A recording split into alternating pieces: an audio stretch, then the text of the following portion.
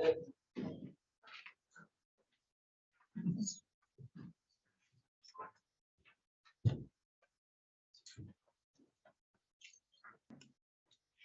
morning, everyone, and welcome everybody here that's from out of town. We are going to go ahead and get started today. This is our October meeting of the Cannabis Control Board for the state of Nevada. Can we have a roll call, please?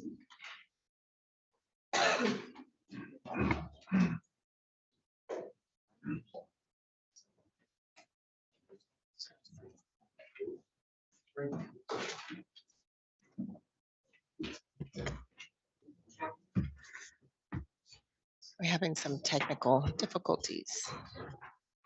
Do we unplug it?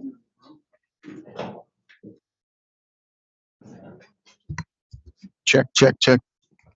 No. Can you? I'm usually pretty loud.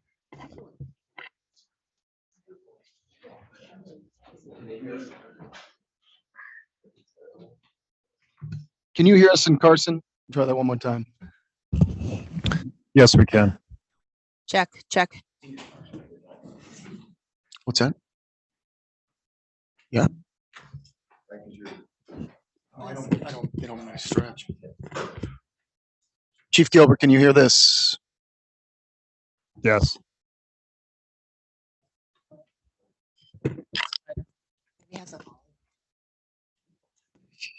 Okay. Roll. All right. Justice Douglas. Here. Member Merritt. Here. Dr. Young. Here. Vice Chair Durrett. Here. And Chair Guzman Freilich. Here. Okay, before we go into public comment, I just want to remind everybody we have a pretty robust agenda, so we'll keep the public comment to 2 minutes. And I also want to note that we have everybody from the CCB here today. This is the first time in history, so welcome everybody. I'm so glad that we have a full board. This is really exciting, and I think this is kind of a proof that we overcame COVID. Yes. All right. Okay, so how about public comment? I know we have also public comment online. We'll start with this. Do you want to start with online? I'll go ahead and Okay. read it. Yeah. To provide public Thank you. comment via telephone, call 669-444-9171. And our webinar ID 882-4620-6079, followed by passcode 035726. Thank you. Okay, we'll come back online. First, we'll do the South. Any public comment? Thank you. Thank you and good morning. Good morning. Welcome. My name is Rachel Lee and my company is Sunflower Compassionate Company. Good morning to all the members of the board, Director Klimas, Chair, Honorable Michael Douglas, Jerry Merritt, Brian Young, and to all of the personnel of the Cannabis Compliance Board. My comments are not to be taken personally, but it is my truth. Today I stand before you a different woman from when I first walked into these doors. I was clueless of what was going on. As I have said before, I came to the CCB to see if I was okay with making products that turned out to help my mom. I wanted to turn to a date that is one of importance to me. The suggestions that was expressed by a dynamic woman that has shown her commitment to the community. Ms. Kima Ogden, the only female Black minority owner in Nevada.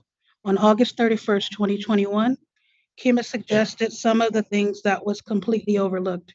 Her suggestions were, and I quote, "I personally think that going to the state and the city for grant for support programs, there are a lot of money from the taxes already allocating the money from the programs because a lot of the money needs to be given up front.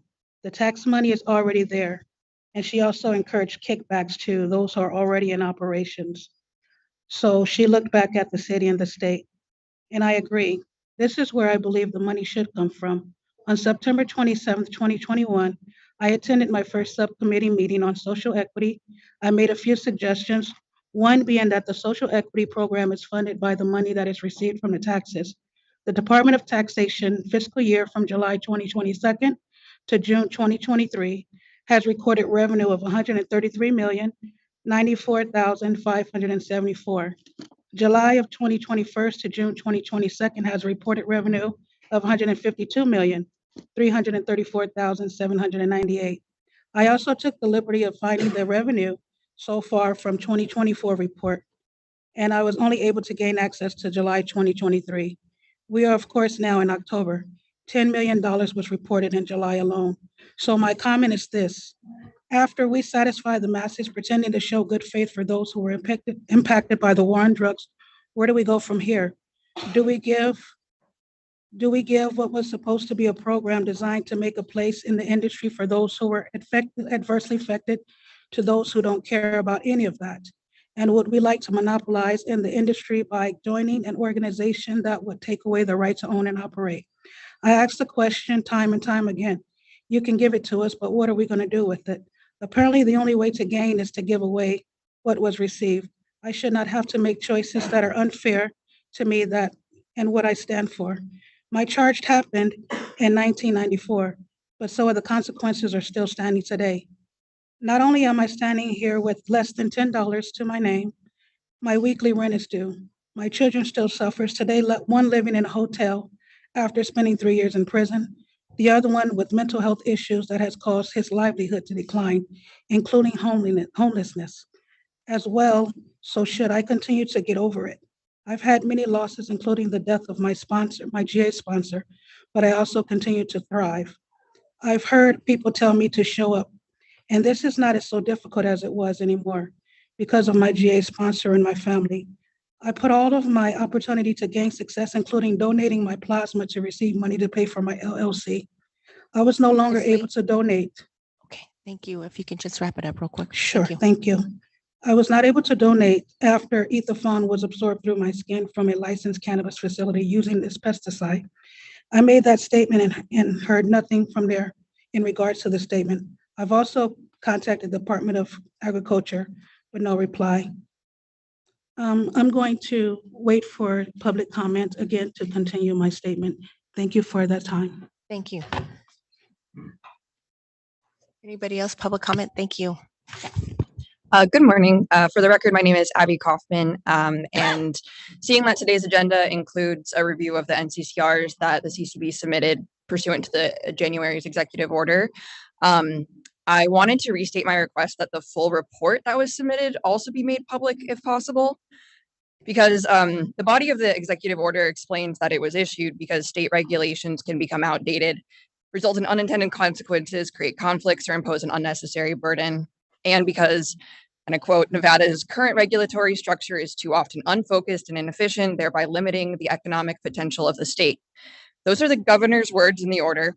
And in reviewing the NCCRs we are discussing today, I have a hard time understanding how these revisions and repeals do anything to reduce unnecessary burden or support economic potential. So while I'm appreciative of the numerous workshops and the solicitation of feedback during these board meetings, the overwhelming majority of the NCCRs that have been up for discussion have basically been in direct response to the legislative and executive branches and not in response to industry stakeholders. So therefore, in addition to requesting the full report, I'd like to propose that the CCB host a workshop that is dedicated to addressing the specific NCCRs that are further limiting economic potential of legal operators, potential that is also already being hurt by the unlicensed market. So part of the reason the unlicensed market continues to thrive is because, unlike the regulated industry, it can easily adapt to two key purchasing factors: cost and convenience. And I won't pretend like there's an easy way to combat the cost side of the equation, but I think we can start to address convenience by revising delivery limits in NCCR 7.050. When the Chamber of Cannabis raised this to the CCB in February, we were told that the 5-ounce limit for adult use cannabis deliveries was put into place with public safety in mind. Yet the next line of the regulation states that a medical cannabis sales facility can deliver up to 10 ounces in a single trip without jeopardizing public safety. We were also told that research into other state markets would be necessary to justify any changes, which is understandable.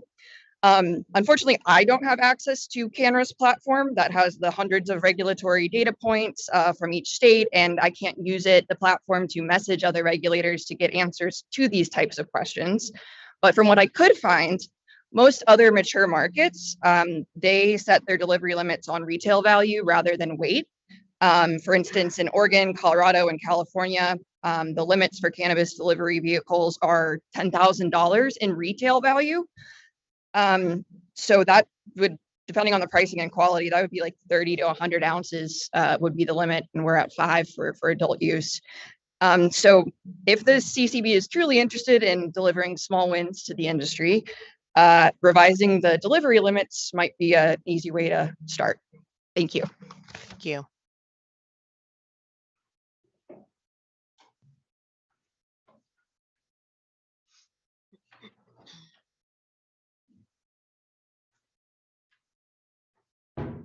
Good morning. Good morning. For the record, my name is Timothy Roberts, also known as Green Man. The reason I'm speaking on the subject today is because I had to work. I wasn't able to make the workshop. So, good morning, board members, Honorable Douglas, excuse me, Mr. Rett, board members. You guys probably remember me. I have a little bit of PTSD from court room proceedings, and I'm the sex offender who spoke on SB 277 and tried to lay out a pathway for us to get our, aging card.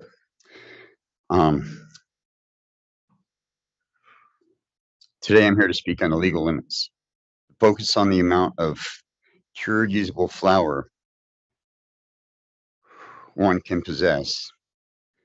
I personally consume from 1/4 to 3/8 of an ounce daily. I have an autistic son who sustained a traumatic brain injury. He also uses 1/4 ounce to 3/8 of an ounce daily to stop his seizures and manage the bouts of anger he gets post-seizure because of the meds he's on. The limits seem reasonable for medical purposes. Patients may need more. I don't know. I don't use recreational. My focus is on plant limits. I have a need to breed select cultivars that can be of greater benefits for my son. I can also intend to breed lines seeking the next big thing. I can't do this with only 12 plants. Breeding involves growing from seed. As of yet, cannabis seeds are unsexable and they average about 50% male, 50% female. When growing from seed, you need to start with more plants. Cannabis seeds create standout females and males that are used for breeding stock. I need to be able to have 2 flowering males, 2 flowering mother plants, 2 female plants not flowering for clones, and at least 30 plants in vegetative state, totaling 34 legal plants not used for consumption but for breeding, medicinal and higher and unique cultivars. I would still need my 6 plants for my use and my 6 plants for my son's use for a grand total of 40 for a lone breeder and 46 for 2 persons in one residence, as long as one person has a breeder's card.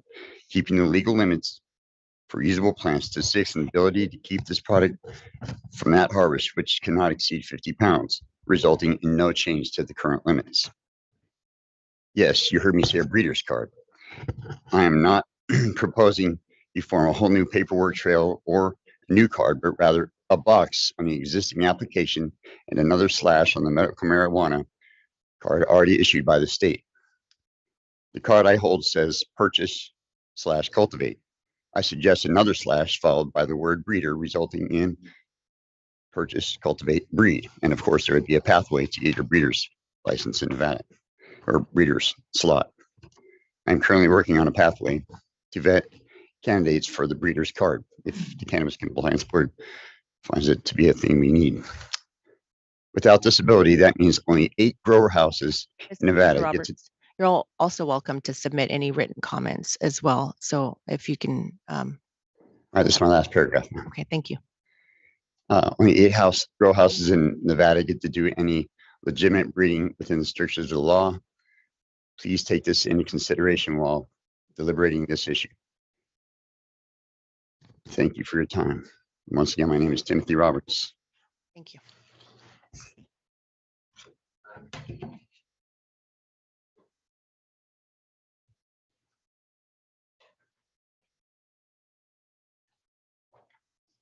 Good morning. My name is Paul Michael Burgess for the record. Good morning, Chairwoman Freilich, distinguished board members, Executive Director Tyler Klimas. My first portion I'll leave for something later on today, but I wanted to directly speak to the governor at this time. One of the main things, the pain points that's to the citizens of Nevada is one, the schools. Right now, the curriculum is terrible. Nevada's had the worst schools in the nation for the last 15 years. I want to bring the attention that AI, which is a large language model, can help in all these areas.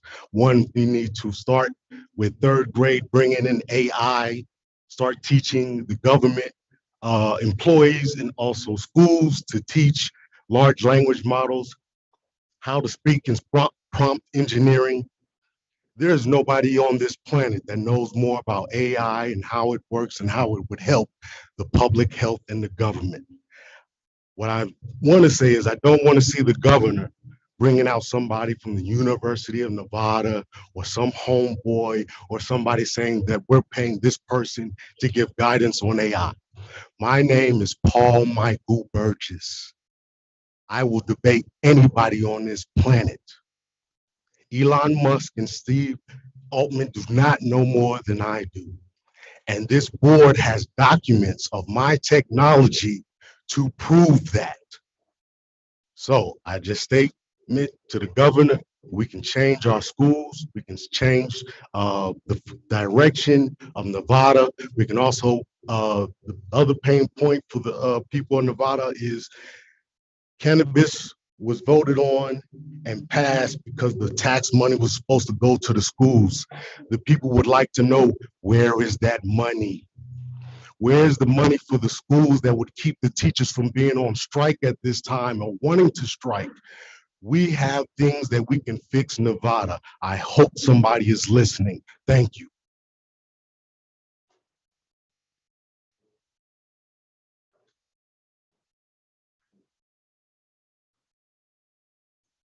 Good morning, board, executive director, chair, and members of the board. My name is Amber Jansen, and I'm a patient and an advocate for our community. And today I'd like to bring to your attention a couple of issues in the market.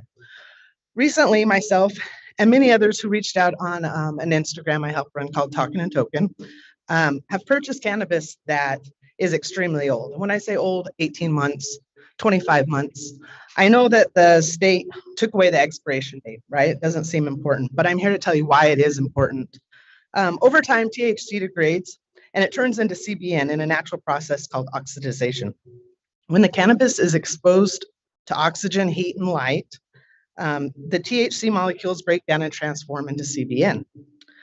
The degradation occurs gradually and is accelerated by factors like improper storage, which can lead to the decrease in the psychoactive effects of the THC in the cannabis, while it increases the sedative properties for the CBN. Studies that have been done on THC degrading have shown that within a year, when properly stored, THC degrades 10 to 20%. However, if you're not properly storing it, the degradation would be even higher. It could be double. That's a huge difference. So I'm bringing this to your attention because one of the products that was a concern from many people that reached out to us was a Quinn Rivers pre-roll. I went and picked this up from Oasis. The strain was called Biscotti Mint. It was harvested in September 27th of 21. Test date, pretty average, 4 to 5 months later on February 3rd of 2022. However, the package date wasn't until August 31st of 2023. And this product was for sale in October, or was purchased in October. I challenge you as a board to take these products that are this old and have them retested because your testing doesn't match now. So now there's products on the market that don't match testing, and it's a big difference. If you know anything about CBN, it's like CBD, right? So you're not getting the psychoactive effect, but it is very sedative. So it's just going to make you sleepy. It's not providing you the same the terpenes and the THC aren't the same as it would have been when it was tested. Okay, thank you. Thank you.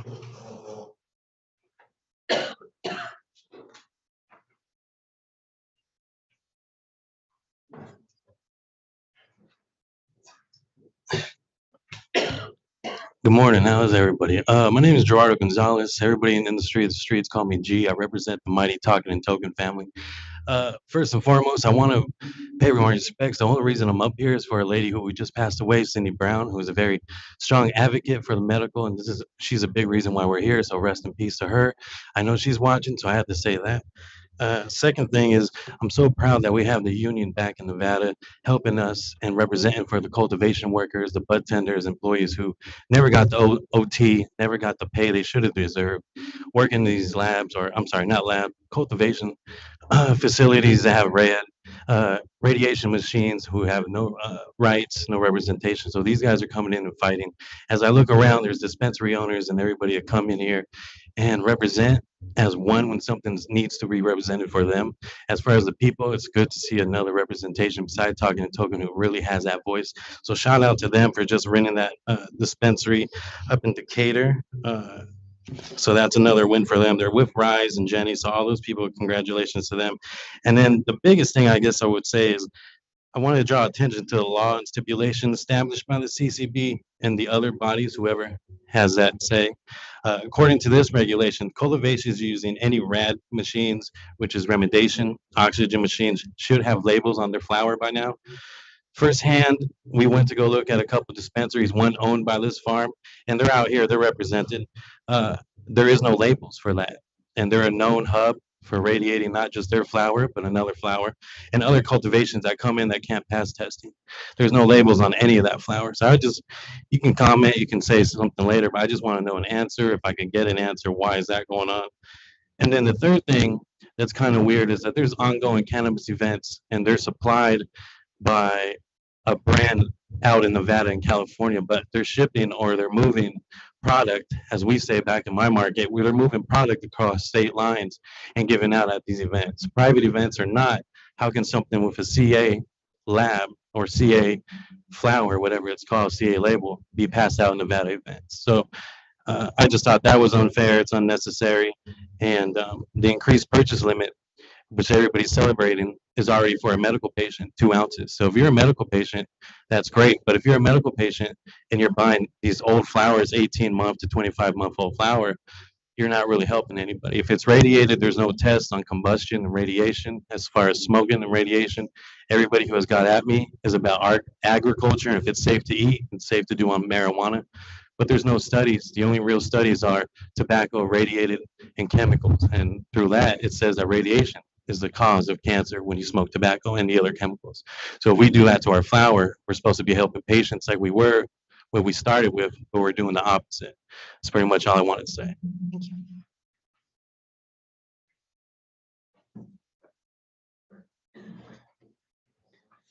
Good morning. For the record, my name is Christine Gomez. As I enter my 3rd year on the board of the Chamber of Cannabis and my 9th year in our legal industry, and as in cannabis years, that makes me close to probably 150. I will keep it brief for you today, as I know for somebody who doesn't grow personally, who doesn't work in a cultivation, for me to represent that portion of the industry has taken great effort for me to be able to go to these facilities and understand what they're going through, to be able to represent and obviously hopefully create change for them. I ask each of you, when was the last time you actively pursued understanding outside of a board or a committee meeting?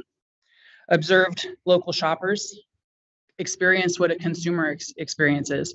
While I don't expect that you guys may be the ones going in to buy an ounce of bud, I don't know if you've ever seen a shopper get their exit bag open and there is nothing but labels and receipts. And I mean, it's a mess because of the regulations that we have created for them. I think it's a small drop in the bucket, but oftentimes our consumers that we are representing for safety and we have their ultimate fearful of what could be, what could happen in mind. We actually are creating more roadblocks for the average consumer to just be able to go in and have a positive experience. I encourage each of you guys to step foot and engage in our reality, whether that's a retail environment, a production facility, a lab testing, a cultivation, we can go on and on. Step into our reality and just observe, see what our average consumer goes through when they come into shop, see what our average bud tender, because while it does take a lot of guts to come up and speak in front of a group, in front of a formal environment, you got to have the transportation, the means to get here. That's not accessible to everybody. And while there's public comment, oftentimes there is a lot of staff that don't know what to say to be able to be represented. So coming into their environment, seeing them, in the live action would go a long way. I just ask that you guys step out of your comfort zones so we can look to create better change for all of the people that are working in this industry. Thank you.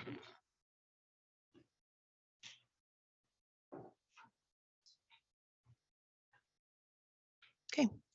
Seeing no additional comment in the south, we'll go up to Carson City. Any public comment?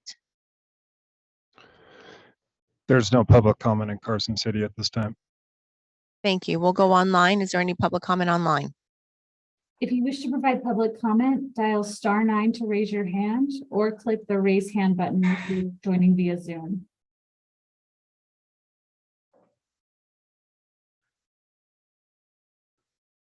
There is no online comment.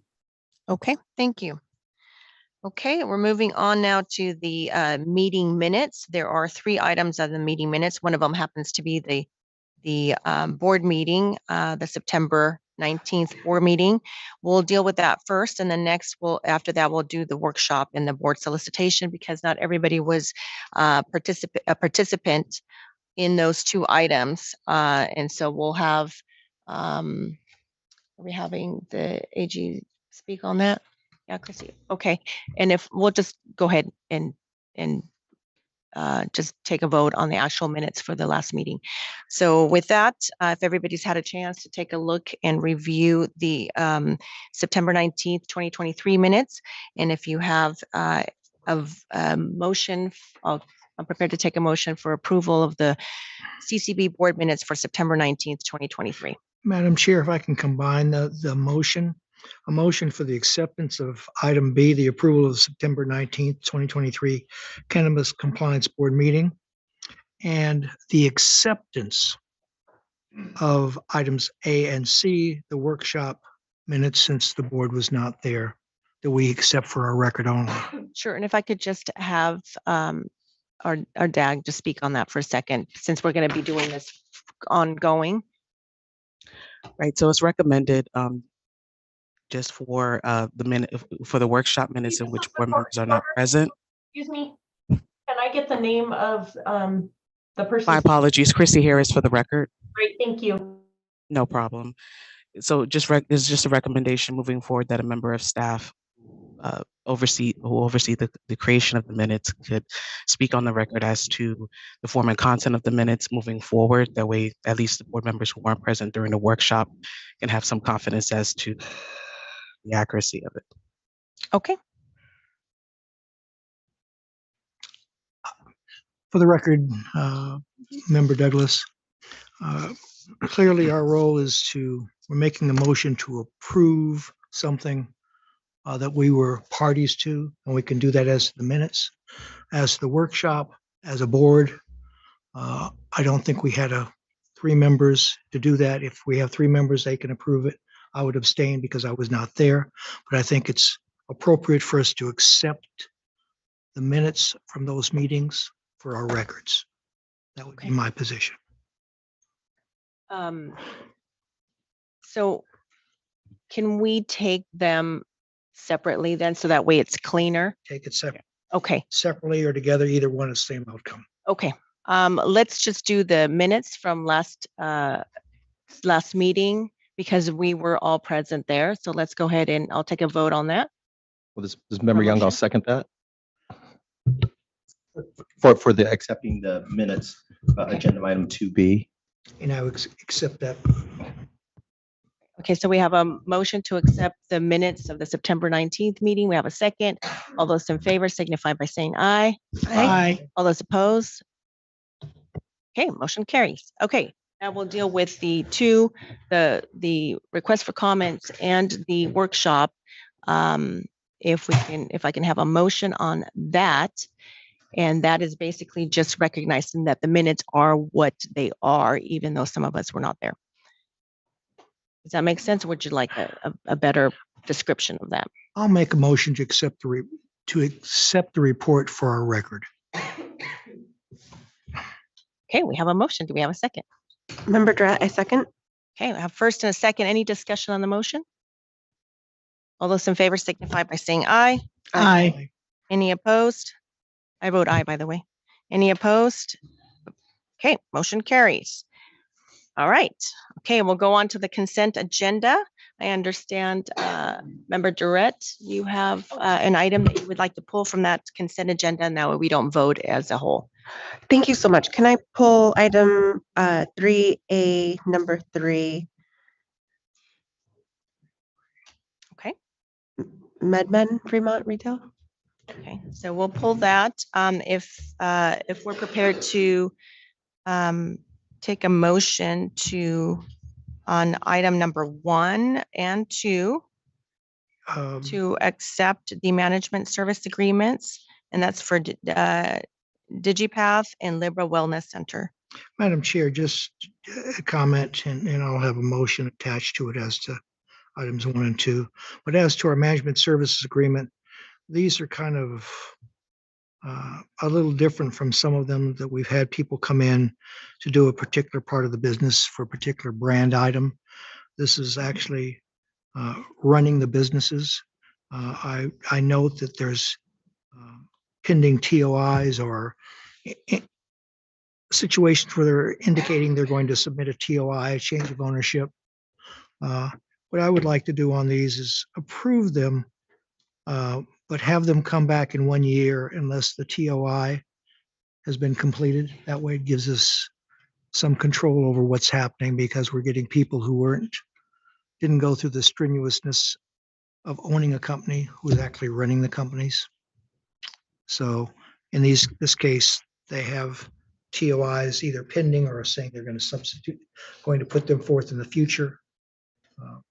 So I would approve A and B with a 1 year return unless the TOI has been completed, proposed TOIs have been completed. Legally, is that okay? As far as a contingent approval based on a reporting of 1 year? Yes, I believe so. And that would be for 3A, 1 and 2, right? Correct. And the motion is just to approve, but have them come back for a status check, right? That's correct. Okay. Do we have some discussion on this? Morning, board. Morning. Adam Fulton for the record, and I am actually counsel for all 4 of those entities on your consent agenda. So I just want to make sure that we're clear that the request for approval is that we are going to come back in 1 year to do a checkup to see whether the TOI has been passed or not, regardless of whether a TOI is placed before the board or not. So if a TOI is not placed before the board on one of these entities, then it would just come back to do a checkup on the status of the operations. Is that correct? That's a general hope. Okay. Thank you. Thank you. Okay. Chair. David Staley for the record. Trying to think of format and what might make sense. It may make more sense to give a 1 year approval so that they come back before you for a approval, unless I'm sure a staff put something together for an update, but a 1 year approval may be a easier concept to work around in a year when we notice the folks involved in these MSAs to appear before you again. For the record, Member Douglas, for the record, it's kind of a monitoring situation. This is, like I said, a little different from when someone's coming in with a particular brand or item and having people come in just to create that brand because of brand secrets and things like that. When you're actually coming in and running the company for an owner, the owner needs to be aware that A, they're responsible should anything go wrong at their facility, number one. But number two, depending on the agreement of shared profit, the owner, in many cases, is just a holder of a license. We want to know what the people who are running it, what they're about. And so in some cases, they give us this, we have a TOI pending. Well, it should come back for at least review and status. Have they come forward and done what they're doing? Or is this just, I'll hate to say it this way, just a stall? So as not to come before the licensing board for themselves to get licensed, or there's other problems. Because in many cases, these are out-of-state entities who are trying to creep into our area without being properly licensed. Justice Douglas, David Staley for the record, I completely agree. I'm just discussing the mechanics of the approval that you're considering. And before you say anything, I just wanted to just mention that I didn't want to. I'm not comfortable doing the 1 year because then don't you have to reapply and come back again? Yes. So if we just do an approval, like a contingent approval, or no, it's an approval with a condition that you come back in a year for a status check. That would be agreeable. We don't want to go through the approval and application process all over again. We've already done that, and we believe that both of these transfers are appropriate and ready to be approved. And if the board would like us to come back and give a status update in a year, we're happy to do that. If I was inarticulate, that's what the motion was, not for you to come back to be reapproved, but the status, so we knew where we were going, whether we needed to look at other action or whether, and part of the other part would be where there's a TOI or a promise of TOI, if it's completed, there's no reason for you to be back before the board at all. Yeah, that's my understanding. If the TOI happens, we don't need to come back for a status check. If the TOI is not applicable to one of these entities, then we will come back for a status check and let you know how it's going. If that's Is that clear. your motion? That's my motion. Perfect. We have a motion on the table. Do we have a second? Member Young, I'll second that. Okay. Any discussion on the motion? Hearing none. All those in favor signify by saying aye. Aye. Any opposed? Okay, motion carries. Thank Thank you, you. everyone. Appreciate it. And thank you to staff too for help on this, especially Ms. Adams. She was great in helping us through this. Thank you. Great, thank you. Okay, and then we've got item number 3 that was pulled for discussion. Chair Guzman, Freilich, Vice Chair Durrett, Justice Douglas, Member Merritt, Dr. Young. For the record, I am David Staley, Division Chief of Investigations for the CCB. I'm here to present. Excuse me, this is the court reporter. Can you please start over, Al? I hear papers rustling next to a microphone.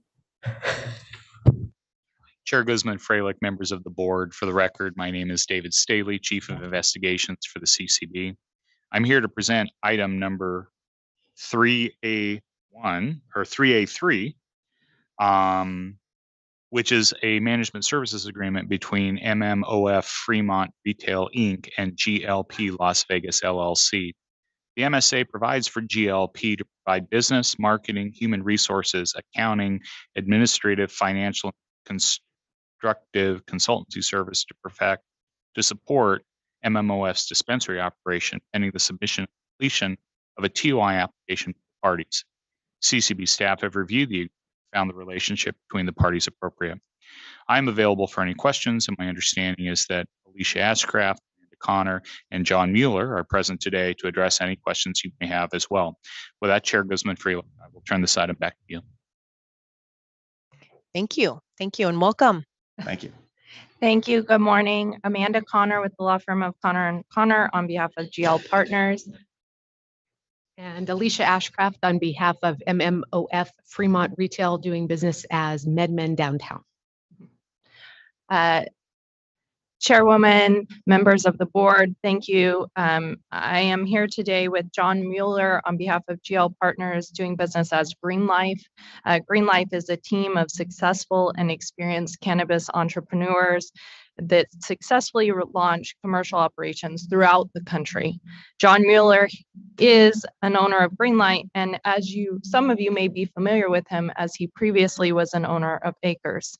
After selling Acres, he worked with his team to develop Greenlight, which is a multi-state operator whose mission is to lessen the stigma of cannabis through education. Green Life is excited to extend its operations to Nevada and respectfully requests approval of this management services agreement. Similar to the two previous MSAs that you had before you, this one will be hopefully in conjunction with the transfer of interest. And if such transfer is not approved within a year, my client does not object to coming back for a status check. Thank you. First, I want to introduce myself. I haven't been in front of the CCB before, so I appreciate your guys' service to the community here. Quick story in Greenlight. Basically, we sold Acres in the end of 2019, first part of 20. Basically, went back and found it with my brother. Greenlight, we now have 30 stores that operate across the country, 250,000 square feet of cultivation. This would be our 31st store under the Greenlight banner. We've got 640 people that currently work for the company, and we're very active in promoting our industry. And I do speaking events all over to basically stop the stigma that still exists today. And we look forward to re-entering literally down the street from my old operation. So I'm happy to be coming back home. Great. Thank you. Okay, then we'll bring it back to the board. Member Durrett, for the record, welcome back to Nevada. Are you still farming in Kansas? Do you still have farming operations? Yeah, we have, so Missouri's our biggest operation. So we've got about 200,000 square feet that we operate back there, and 15 dispensaries are there. And then we're Arkansas, West Virginia, Illinois, South Dakota, and God willing, Nevada. And Acres was, I'd say, like very much a success story because you saw a lot of sales, but some of these sales were mostly stock, and then the stock wasn't very valuable when they went to cash out. But Acres was a success story, right? Oh, great! I'd do that deal again today. Yeah. Obviously, we sold at a very good time out here in Nevada, and things were a little frothier than they are today. But it was all of my shareholders are very happy. They all reloaded with my brother and I. We operate as a debt-free company today and crank out dividends and things like any widget business should do. So we were very thrilled with the transaction. Love the Curly folks. They operate in my facility in Missouri today, so it's been a good partnership with them. How much are you going to spend much time in Nevada, or who have you like deputized to watch your operations? Well, unfortunately now I'm spread out a little more than before. I obviously moved out here for the Acres operation, moved the family and 3 kids out here, but we're building a regional team. We've got a few people in there, and hopefully the vast majority of the MedMen crew is coming along with it. We plan on building that business up as well, and hopefully there's some other opportunities in Nevada. But unfortunately, I won't be back here like I was up in basically Summerlin before, so it's a little longer commute from Kansas City. Thanks.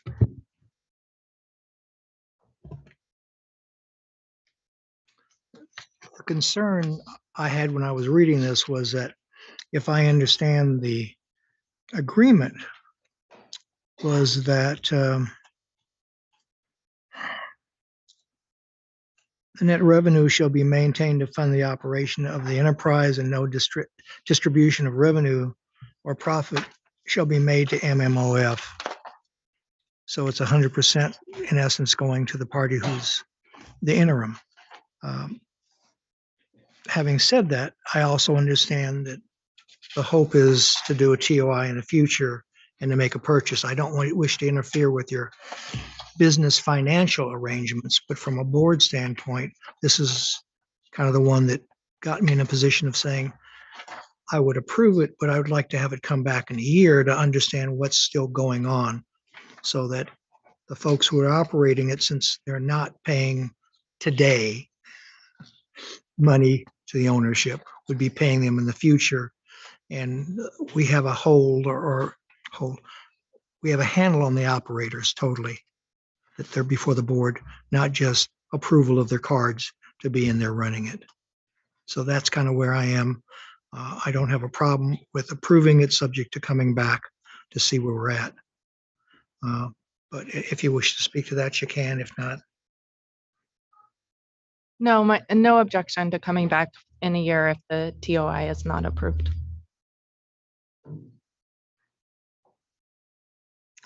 Any other questions from the board members? Okay, I'm prepared to take a motion. a motion for approval of the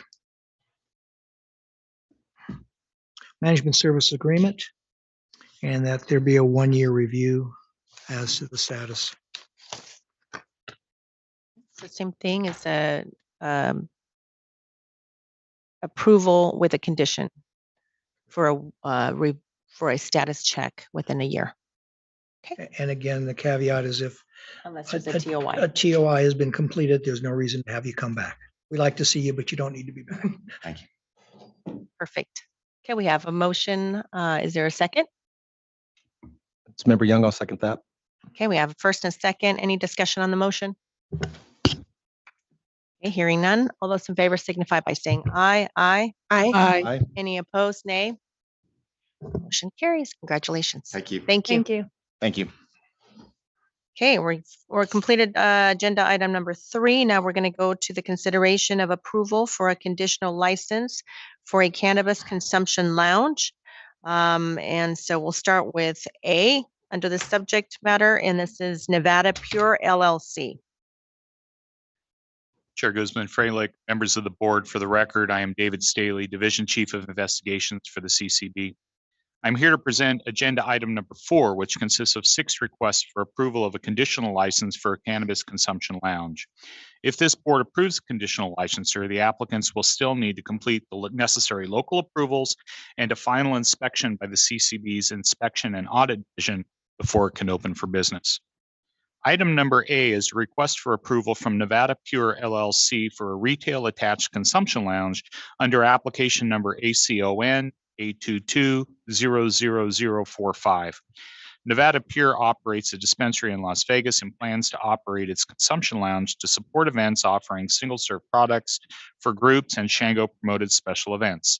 Nevada Pure has submitted all information required to move to a conditional license status. No areas of concern were identified during this investigation. I'm available for any questions, and my understanding is that Brianna Martinez and Matthew Gardner are available to address any questions you may have as well. With that, Chair Guzman Freilich, I will turn this item back to you.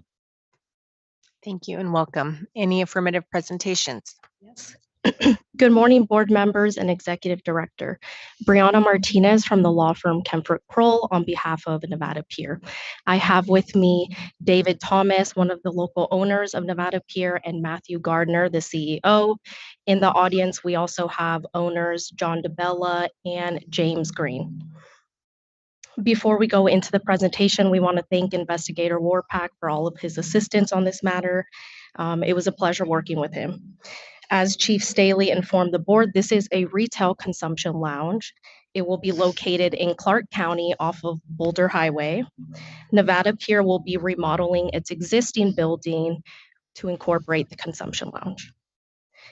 It has already received county approvals on the entitlements for the lounge. And as stated, there are no areas of concern, and we would request that the board approve the conditional license. And Mr. Thomas is actually going to go through the PowerPoint presentation that we put together for the board. Great, thank you. Thank you. Thank you, members of the board. We're very pleased to have this opportunity to present our lounge application to you and the merits of our lounge application. The first slide that is before you that you can look at talks about our history a little bit and what we became. Nevada Pure started out, and now it operates as Shango Las Vegas, but Nevada Pure started out and has remained today through 2023 to be primarily locally owned. We are local owners. We're people that you know, and we're people that when we started the business, we put the effort into it ourselves. we devoted our personal savings and accounts towards the construction of the facility. We put in almost $4 million of our own funds for it. We spent primarily the whole year 2015 working on the facility, working on the building, and we did all kinds of tasks.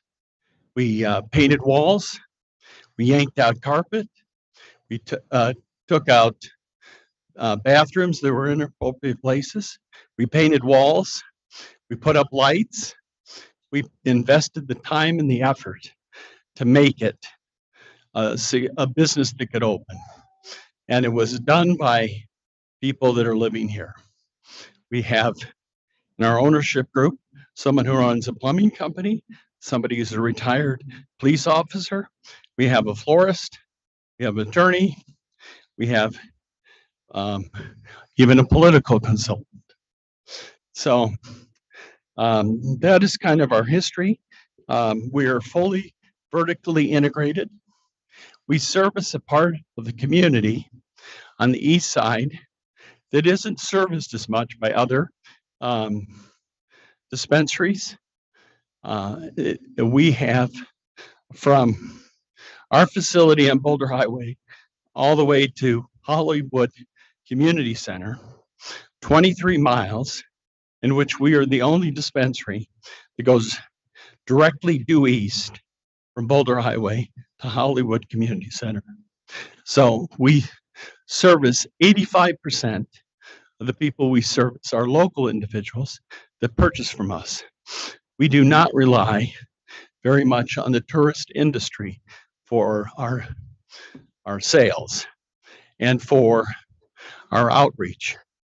So our lounge feeds on the concept of, and I should say, let's move to slide 2.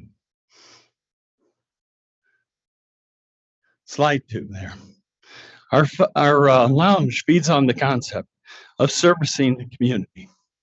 And in servicing the community, one of the things that is essential to us to start before we talk about all the outreach that we've done to the community is we have a diverse community.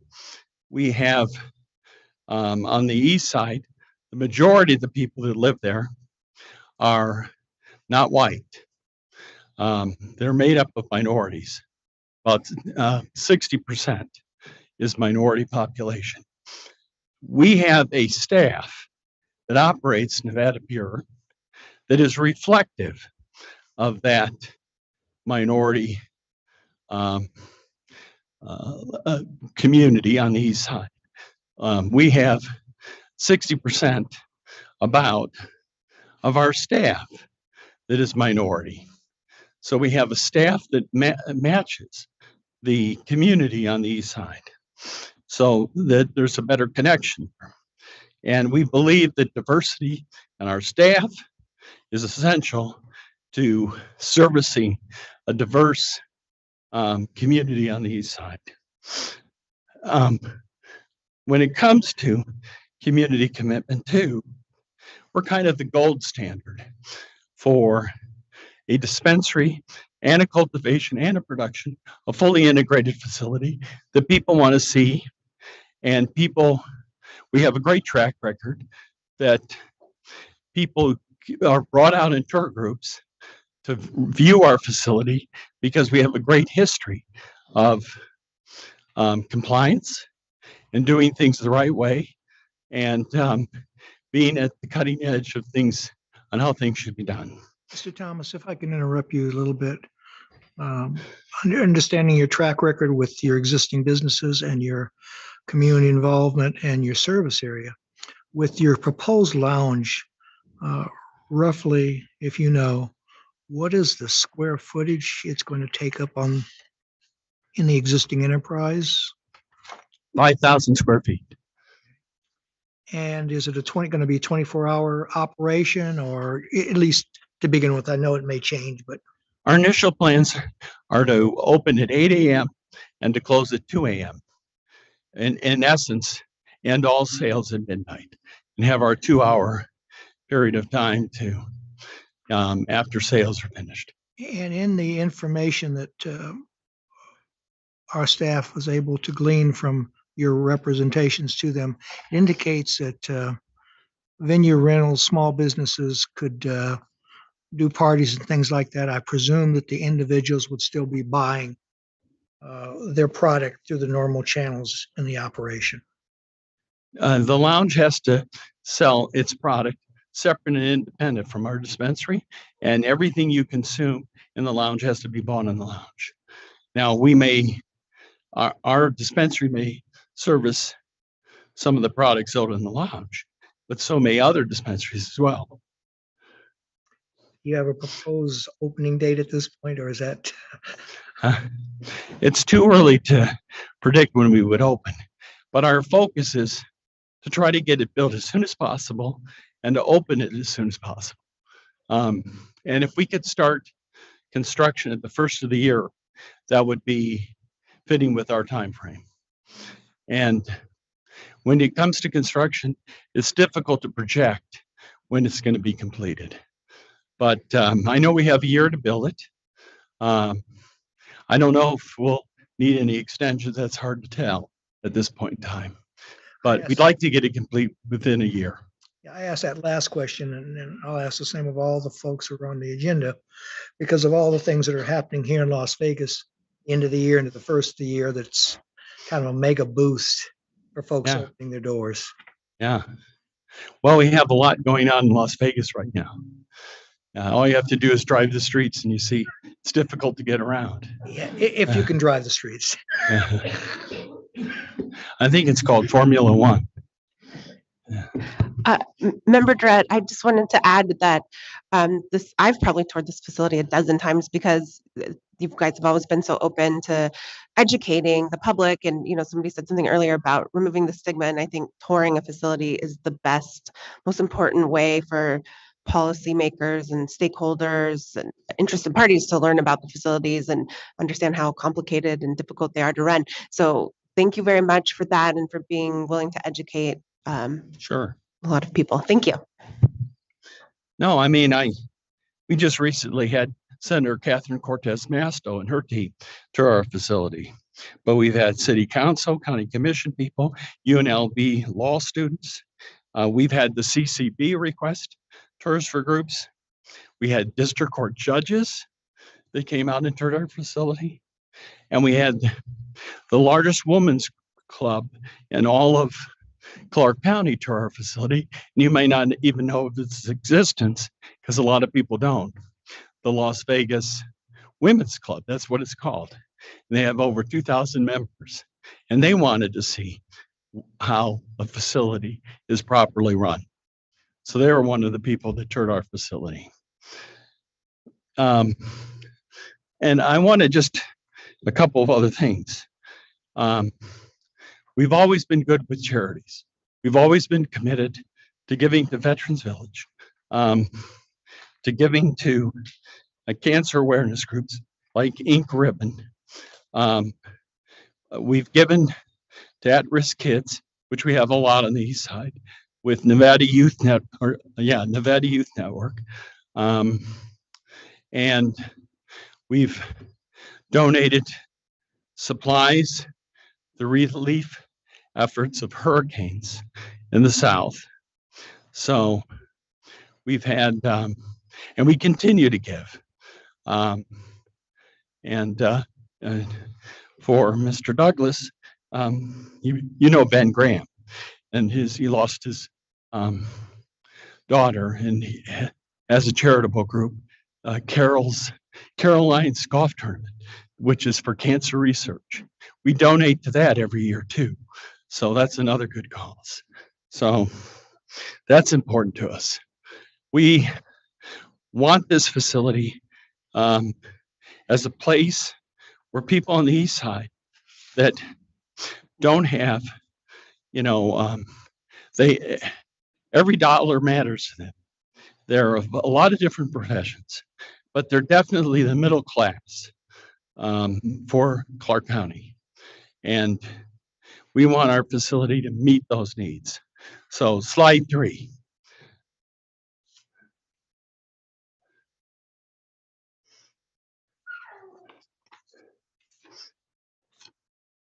I'll try to speed it up a bit here.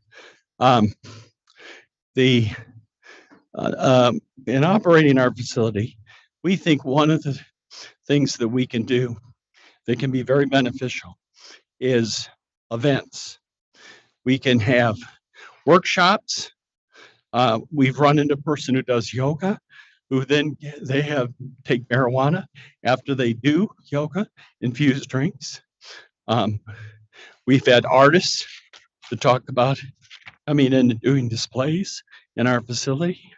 We've talked about education programs taking place in our facility. We think a lot of event opportunities exist for a lounge, and that we can open doors to groups coming in and having events in our lounge. And it's a great thing to do the outreach to the community, to have these events that are taking place that the people in the community want to attend. And then they could have infused drinks or smoke their marijuana. The reality is, and everybody should realize this from studies, 90% of the consumption that's going to take place in these lounges is going to be by smoking or infused drinks. You're going to, I think you'd be hard pressed to find somebody say, hey, I went to a lounge to have a gummy. There's not going to be people going to lounges to have small edibles. Certainly, nobody's going to go to lounge and say, I'm going to take a couple of drops of a tincture in a lounge. So anticipate that it's going to be primarily bars of infused drinks and smoking. Okay, slide 4.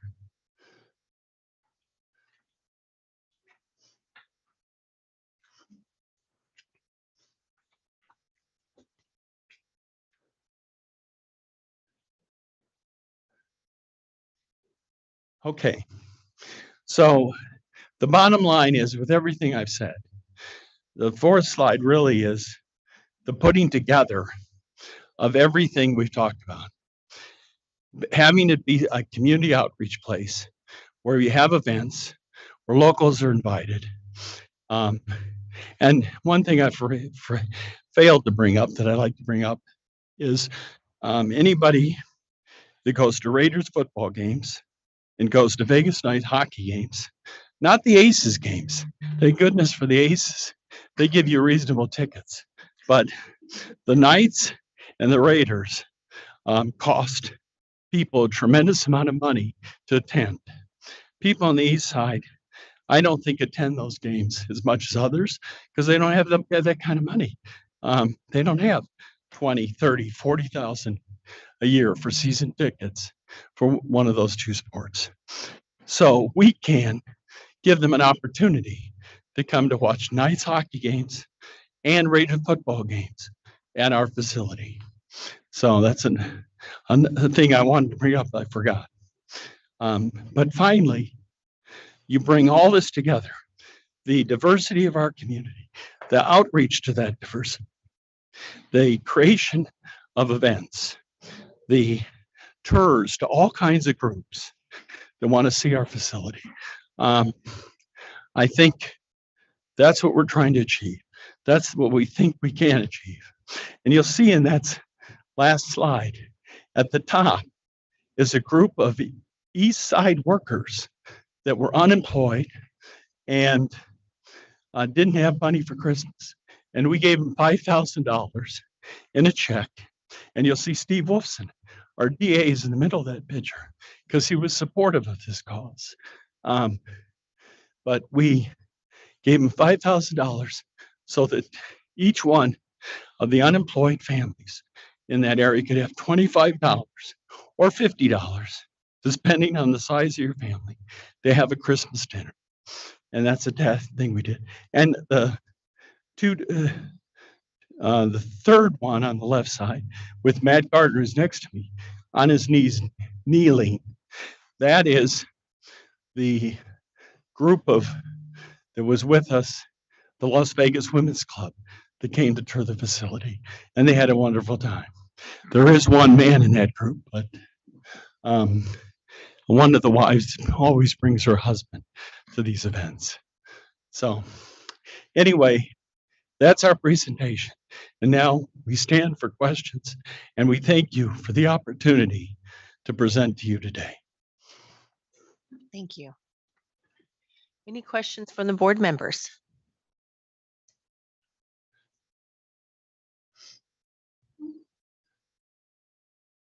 It was a great presentation. I think you answered all our questions. Thank you. Any additional comments before we bring it back to the board for a vote? No additional comments. Thank you. Thank you. Okay. And by the way, Mr. Thomas, congratulations on your passing 4 bars so far. Well, it's more now. Passing time, but I did pass 4 bar exams, full, complete exams, no reciprocity. Wow, that's very impressive. Okay. But I don't think that's relevant to this, but thanks. I pay attention to those little details. Thank you. Any additional questions? Hearing none, then I'll let the record reflect that member Merritt is not here for a vote. So she will be back. She just stepped out. Prepared to take a motion. Member Durrett, I move to approve the conditional license for a cannabis consumption lounge for Nevada Pure. And Douglas, for the record, I'd second that motion. Okay, we have a first, we have a second. All those in favor signify by saying aye. Aye. Aye. Aye. Any opposed? Nay. Motion carries. Thank you. Thank you. Congratulations. Okay. And that brings us to the second conditional license for Cannabis Consumption Lounge, Desert Evolution LLC, for possible action. Chair Guzman, Freilich, members of the board, for the record, I'm David Staley. Item B is a request for approval from Desert Evolution LLC for a retail attached consumption lounge under application number ACON A22000074. Desert Evolution has requested board approval for a consumption lounge located at its Wallflower retail store in Las Vegas and plans to offer limited indoor, then outdoor smokable products while evaluating investing in a full-scale indoor and outdoor lounge. Desert Evolution has submitted all information required to move to a conditional license status. No areas of concern were identified during this investigation. I'm available for any questions, and my understanding is that Amanda Connor, James Hammer, and Brandon Kravitz are available to address any questions you may have as well. With that, Chair Guzman Freilich, I'll turn this item back to you. Thank you, Mr. Staley. Hi. Good morning, Chairwoman, members of the board. Amanda Connor from the law firm of Connor & Connor on behalf of Desert Evolution. On Zoom with me today is Brandon Kanitz, an owner, and we've prepared a brief presentation.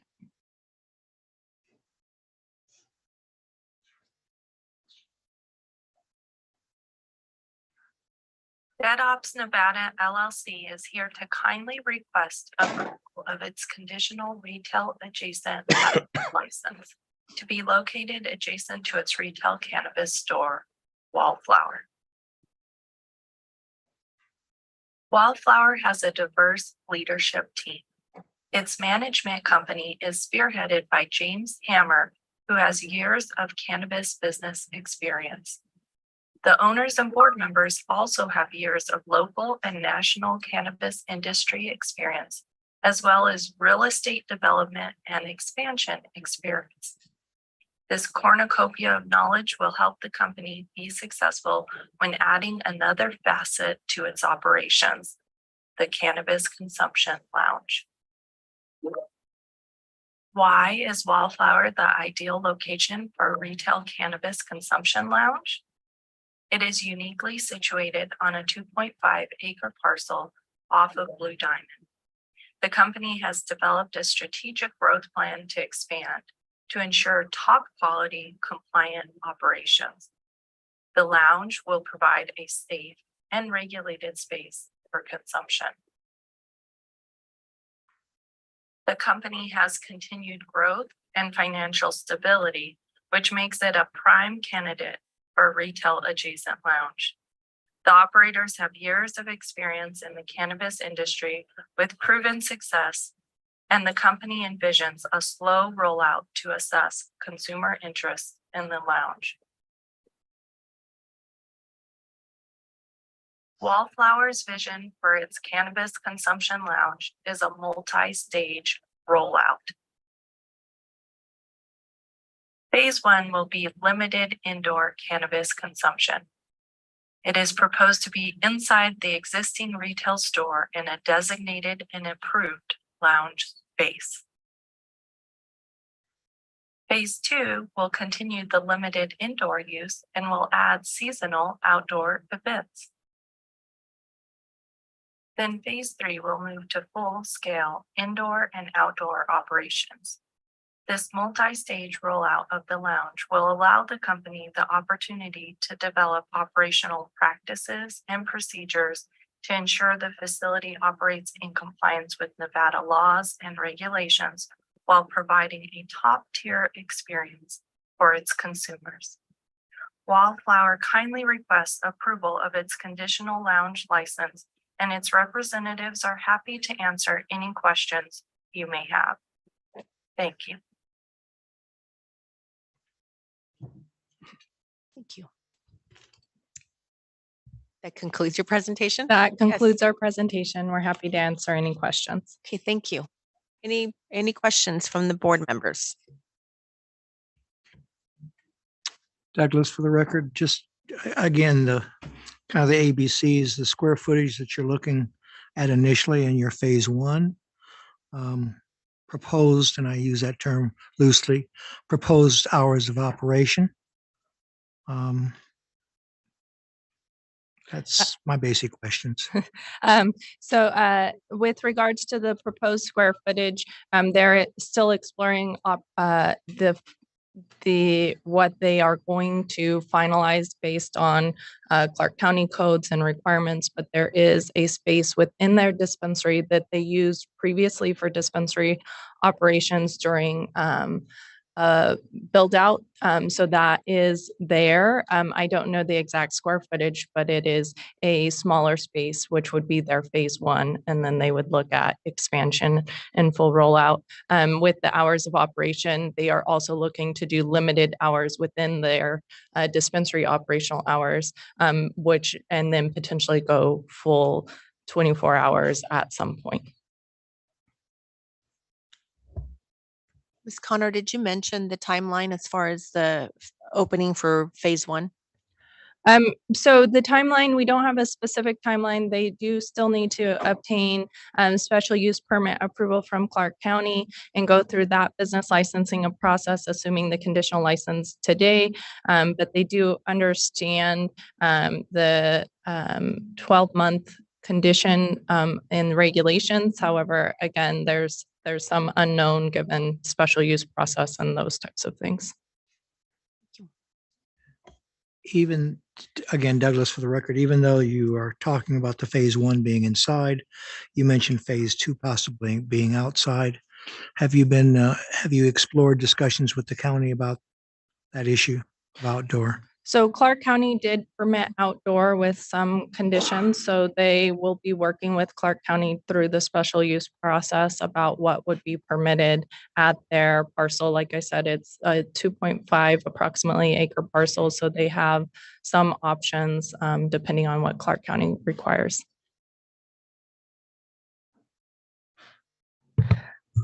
Member Durrett, it's probably weird that I keep commenting on the quality of the presentations themselves, but thank you for that.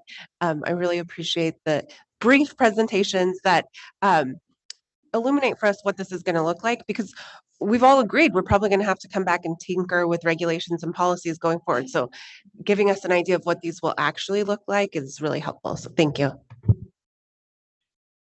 Thank you.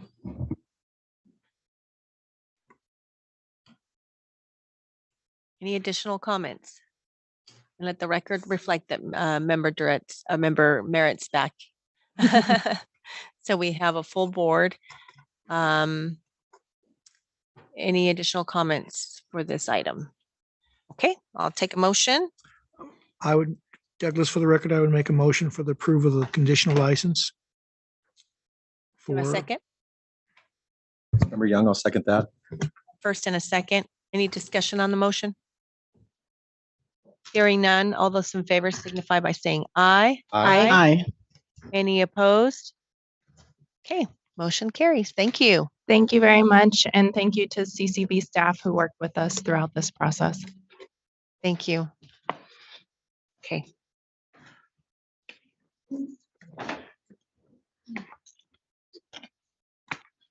Okay, next on the agenda, we have item C, TGIG LLC. This is for a conditional license for cannabis consumption lounge.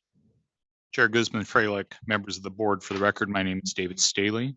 Item C is a request for approval from TGIG LLC for a retail attached consumption lounge under application number ACON A22-00065.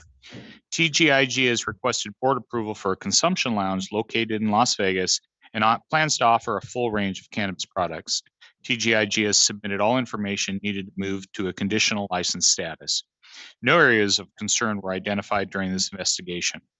I am available for any questions, and my understanding is that Demetrius Caritas, John Ritter, Mel Tumay, and John Bertucci are available to address any questions you may have as well. With that, Chair Guzman Freilich, I'll turn this item back to you. Thank you. Hello, welcome. Good morning, Madam Chair, members of the board, Director Klimas. For the record, my name is Dimitri Karetis, and I'm the owner and CEO of TGIG, also known as The Grove. I stand here before you today in regards to my application for the Cannabis Consumption Lounge. My presentation is pretty much me giving you some basic facts and answering any questions you may have in regards to the lounge. TGIG is one of the original licensees. We were awarded licenses back in 2015. We are a vertical company. We have a location is across from UNLV at 4647 University Center Drive. That is where our consumption lounge is also going to be located. We have an adjacent location, about 1,700 square feet, that is next to the dispensary. We're actually going to be joining the two locations, so you can enter the dispensary and also enter the consumption lounge at the same time. Timeline for construction is January. Start time, finish by March Madness is the plan. We're a heavily trafficked tourist location, so we definitely need to get up and running by that time. So that's the plan, about 90 days. If everything goes well today with approval, we'll be going in front of Clark County next month for our SUP and then move forward from there. And there you go. Any questions from there? Proposed hours of operation. 24 hours. 24 hours. Member Dret, so I think you have kind of a small parking lot, right? Is it mostly ride share because it's tourists? Yeah, tremendously right share. Yep. Okay. Any other questions? I think it's officially Consumption Lounge Day. Okay. If not, then I'll take a motion. Motion, Douglas, for the record, motion for approval. Is there a second? Member Merritt, I second. Okay, we have a first and a second. Any discussion on the motion? Hearing none, all those in favor say aye. Aye. Any opposed? Okay, motion carries. Thank you. Thank you very much.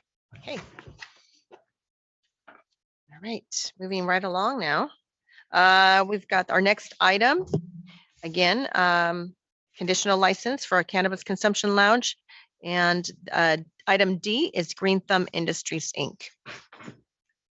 Chair Guzman Freilich, members of the board, for the record, my name is David Staley. Item D is a request for approval from Green Thumb Industries, Inc. for a retail attached consumption lounge under application ACON A22-00062.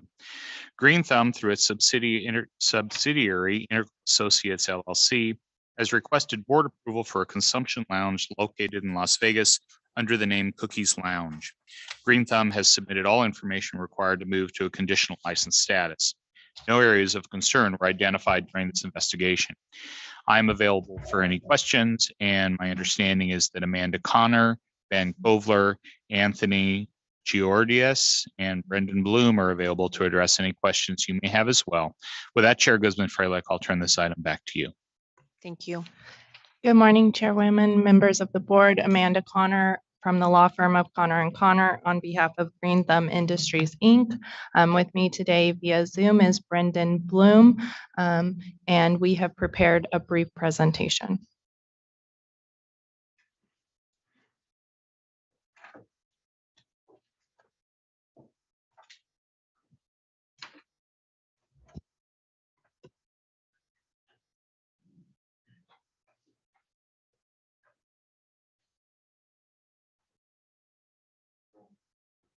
Anthony Georgiadis is a national cannabis consumer packaged good company and cannabis retailer. It promotes well-being through the power of cannabis while giving back to the communities in which it serves. Green Thumb is headquartered in Chicago, Illinois, but has manufacturing facilities and retail operations across 15 U.S. markets, including multiple cannabis retail stores, cultivation, and production facilities in Nevada. GTI is leaving its thumbprint on the industry. For GTI, it's their way of bringing humanity to an industry that's about helping people first and foremost, and for GTI, it always has been. The proposed cannabis consumption lounge will be centrally located adjacent to the Cookies on the Strip retail cannabis store. GTI's vision for its consumption lounge is a concept based on hospitality and high-end service through a multitude of elements and offerings. GTI has experience running a cannabis consumption lounge and knows that safety must be a priority. GTI will utilize the stamp method to prevent overconsumption. GTI policies and procedures will strive to provide a clean, safe, compliant, and high-end experience for consumers. The lounge will have robust security that will include personnel, signage, and other systems to ensure consumer and citizen safety. GTI is growing for good and kindly requests approval of its conditional cannabis consumption lounge license. We are available for any questions you may have. Thank you. Ms. Connor, did you say we have somebody online? Yes, Brendan Bloom is available via Zoom if needed. Okay. Any questions from the board members?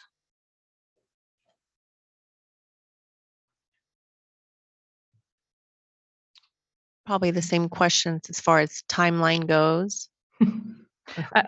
So the timeline is dependent on the local jurisdiction approvals. They would need, after the conditional license, to go to the city of Las Vegas to seek special use permit approval. And then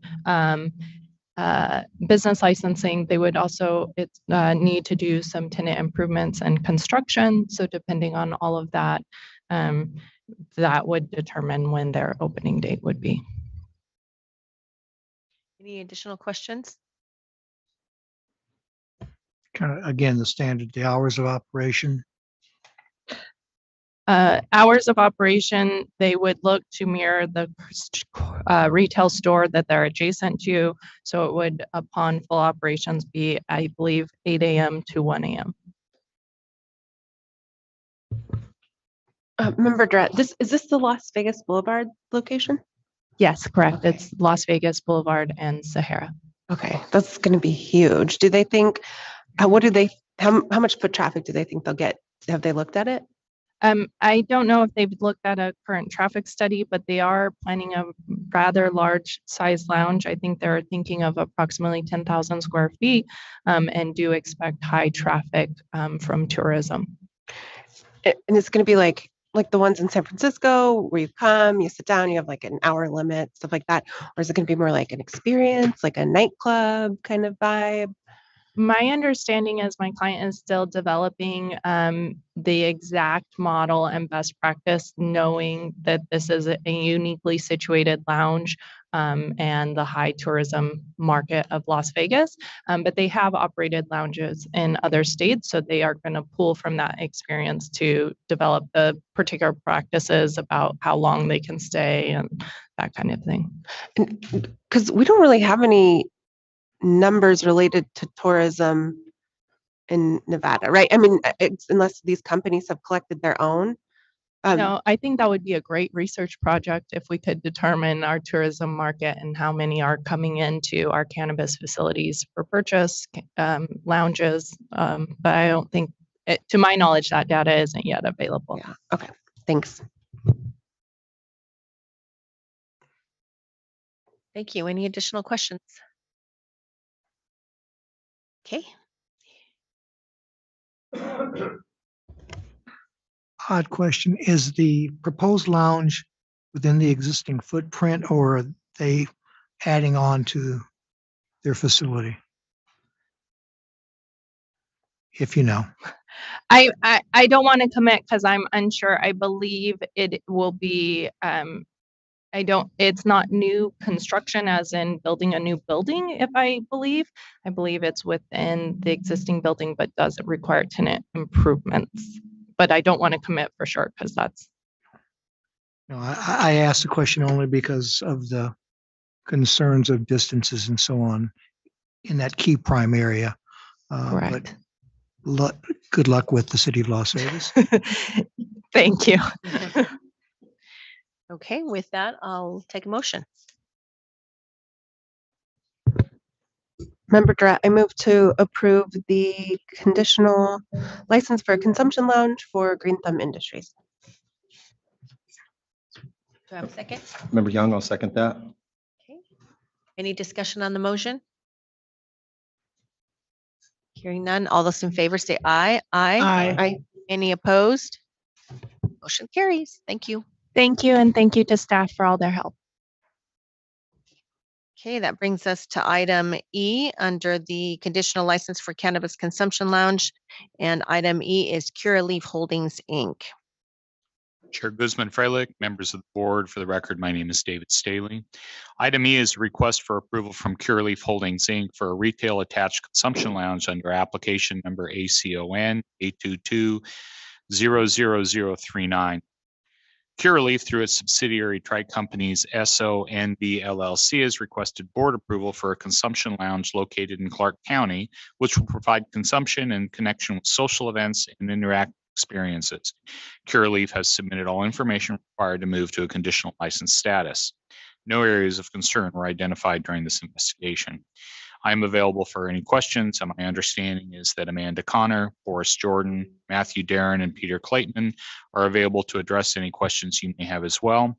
With that, Chair Guzman Freilich, I will turn this item back to you. Great, thank you. Hi again. Good morning again, Chairwoman, members of the board. Amanda Connor with the law firm of Connor & Connor on behalf of Curaleaf Holdings, Inc. With me today in person is Kay Ann Ticey, their head of compliance for Curaleaf Holdings. And Peter Clayton is available via Zoom if needed. He is general counsel. We have prepared a brief presentation.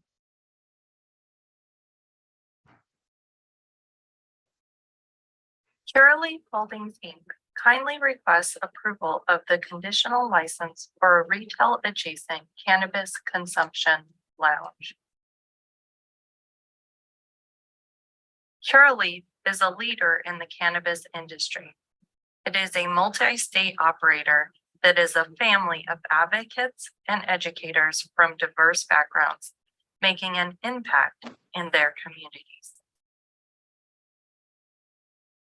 Curaleaf is a prime candidate for a cannabis consumption lounge license. Curaleaf has a strong leadership team and they lead with confidence. The Cannabis Consumption Lounge is to be located in unincorporated Clark County, adjacent to the retail store located on Western Avenue. Curaleaf plans to meet or exceed the high standards it has set with this cannabis consumption lounge by creating a safe and inviting space. Curaleaf kindly requests approval of the conditional lounge license. We are happy to address any questions you may have. Thank you.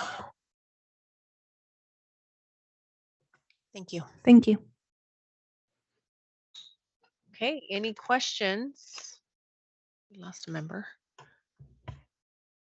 I have the same general questions of roughly square footage, hours of operation, proposed opening date, and kind of what is your unique, if you can talk about it, marketing plan to get people to come through the door?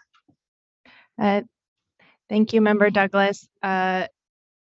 Curaleaf is still in the developmental stages of planning the lounge because of its location. I don't know if you're familiar with this location, but it is on Western Avenue.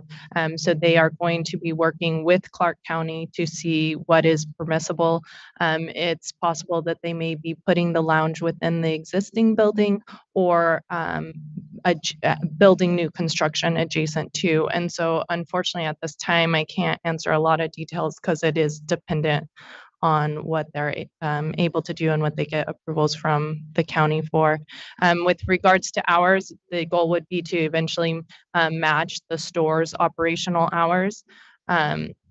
And unique vision, I think the unique vision, and can speak to it as well, but the Curaleaf for most of its stores or all of its stores, as indicated in the presentation, really strives to advocate and educate about cannabis and be a leader in the cannabis industry to get rid of the stigma and to make it an accepted common stream business, and they would look to operate the lounge in a similar manner is my anticipation.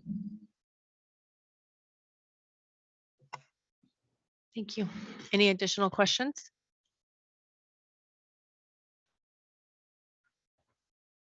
No? Okay. This is good. All right, then I'll take a motion. Douglas, for the record, motion for approval. Member Merritt, second. First, okay, I got a first and a second. Any discussion on the motion?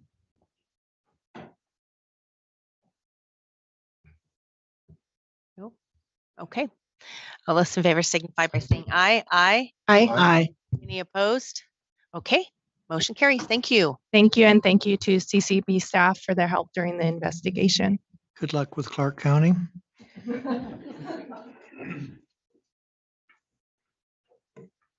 Okay, and now we've come to our last item, and a little bit different because this is the only independent cannabis consumption lounge. This is for a conditional license. And this is for Hierarchy LLC. Chair Guzman-Freilich, members of the board, for the record, my name is David Staley. Item F is a request for approval from Hierarchy LLC for an independent consumption lounge under application number ACON A22000009. Hierarchy intends to open and operate its proposed consumption lounge in Las Vegas and has submitted all information required to move to a conditional license status. No areas of concern were identified during this investigation. I'm available for any questions, and my understanding is that Adam Fulton and Tamara Smith are available to address any questions you may have as well. With that, Chair Guzman-Freilich, I'll turn this item back to you. Thank you. And again, this is the conditional license for a cannabis consumption lounge for Hierarchy LLC, and this is for an independent lounge. Welcome. Thank you. Thank you. Adam Fulton for the record. I'm the law firm of Jennings and Fulton. I have with me Tamara Smith, who is as soon as we go to the next item, will be the 100% owner of Hierarchy. We're excited to have the independent consumption lounge application before you today. Notice that you had a lot of dispensaries in front of you, but this is the independent one. Right now, we're in the process of negotiating a lease at 511 South Las Vegas Boulevard. It's a 9,000 square foot building. We're in the process of working with them and hopefully working with the city of Las Vegas to get a facility open. If that doesn't work out, then obviously we'll look for different locations.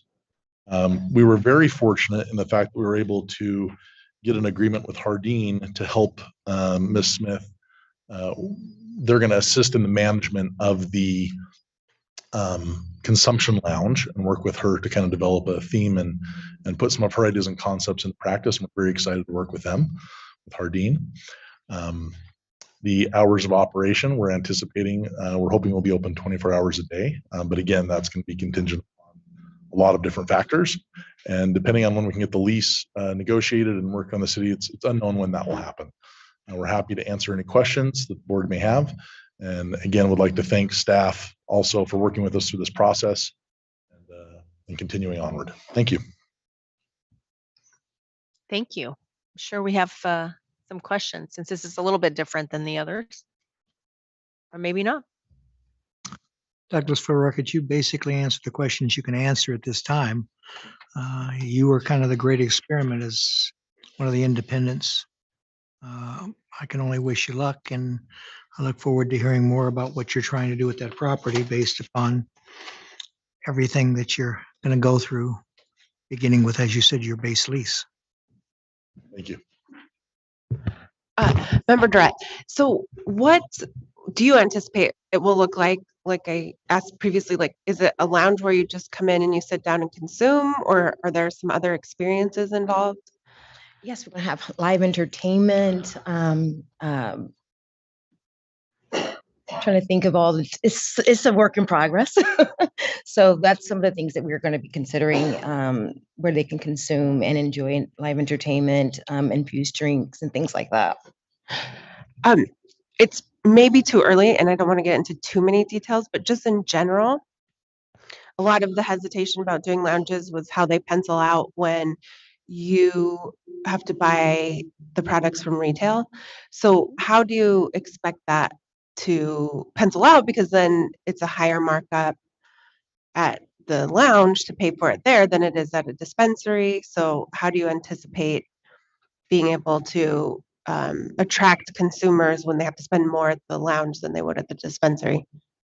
Because we're pretty much giving them and creating an atmosphere, an ambiance to make it more of a very more comfortable, and so it's going to be something new. It's exciting, something to that nature. Well, and I'll say this: the other reason that we partnered with Hardeen is to address that issue, right? So one of the things that Hardeen wants to do is create a concept that they can tie to the brand, and so that's one of the reasons that we've engaged with them to try to address that issue, which I know is a problem for all independent consumption lounges, right? That are trying to solve for. So the ideal deal is like Hardeen would be a wholesaler, well, to the lounge. Yeah, so Hardeen would supply as long as other. I mean, we're not going to be limited just to Hardeen, but in the materials we did supply, a Hardeen memorandum of understanding with our materials that shows that they're going to be involved in this project as well. So the expectation is that the prices would be lower by having that partner. We certainly are going to try to do that. I mean, the prices that Hardeen would charge would not be the same as their retail prices. I will definitely be negotiating harder for that. Yeah. Okay, thanks. I'm just asking as these come up, so we are kind of understanding what's happening to the market as we go forward. I think the biggest challenge is going to be to bring people in. You have to provide something more than just marijuana, right? You have to provide an experience, an event, an opportunity, something that brings people there more than just cannabis. And so that's what we're going to be trying to employ and enact at this location. And Hardeen certainly knows how to do that. Yes, they do. Thank you.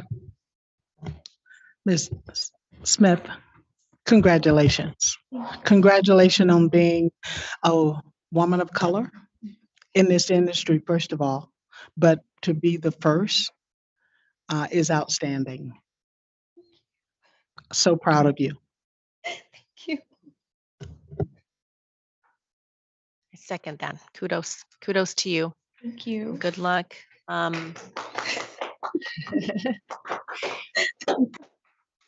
Do we have, well, that was kind of, let's do it.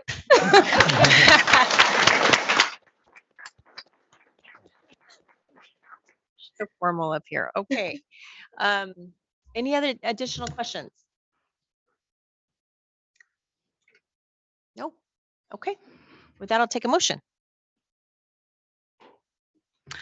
So I get the honor of making a motion to approve Hierarchy LLC for consideration for a license for cannabis consumption lounge. Douglas, for the record, I'll second. Okay, I have a first and a second. Any discussion on the motion? Okay, with that, all those in favor signify by saying aye. Aye. Aye. Any opposed? Motion carries. Congratulations. Congratulations. Congratulations. Thank you very much.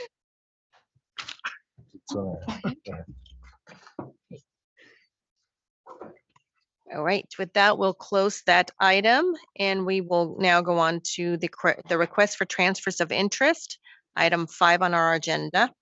And yeah, I guess I should have had you stay up there because you're back up with your request for a transfer of interest. We have Hierarchy LLC. Chair Guzman, Freilich, members of the board, for the record, I'm David Staley. I'm here to present agenda item number 5, which consists of 4 transfer of interest or TOI applications. Item A is a TOI application by Hierarchy LLC, which just received conditional approval for its independent consumption lounge. TOIs number 23004 and 23004A were filed requesting approval for Tamara Smith to ultimately acquire the 40% ownership held by Darius Jones, leaving Tamara Smith as the 100% owner of Hierarchy. No areas of concern were identified during this investigation. I'm available for any questions, and my understanding is that Adam Fulton and Tamara Smith are available to address any questions you may have as well. With that, Chair Guzman Freilich, I will return this item back to you. Okay, thank you. Thank you and welcome back. Thank you.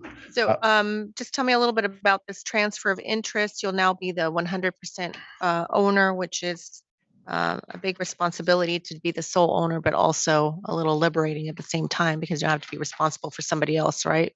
But tell me a little bit about that transfer. So again, Adam Fulton for the record, and I have with me here Mr. Mayor Smith. So when this license came online in the application process, Ms. Smith had a partner who had agreed to, at that point in time, contribute finances to the operation, who has since basically said he's no longer willing to do that. And so as a result of that, he's agreed to transfer the interest to Ms. Smith. And we're, as you can see from our last application, Ms. Smith was able to go out and secure financing through other traditional means in order to move forward on the project. And so based on that, hence is the reason that he's requested to be off the license, and Ms. Smith will be 100% owner.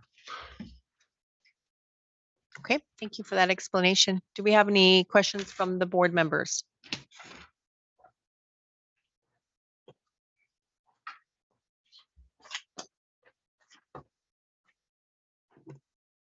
No questions? Okay, I don't think there was any areas of concern. So with that, I'll entertain a motion. Member Drat, I move to approve the transfer of interest request for Hierarchy LLC under agenda item 5A. Member Merritt, I'll second. Okay, we have first and a second. Any discussion on the motion? Hearing none, all those in favor say aye.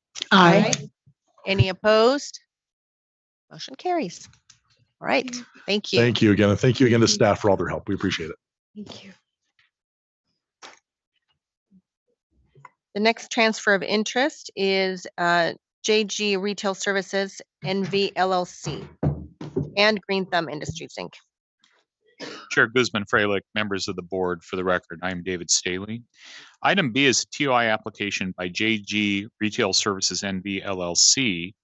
TOI number 2300013 was filed requesting approval for Green Thumb Industries Inc. to acquire JG Retail Services and its Washoe County dispensary from Jeffrey Goldman.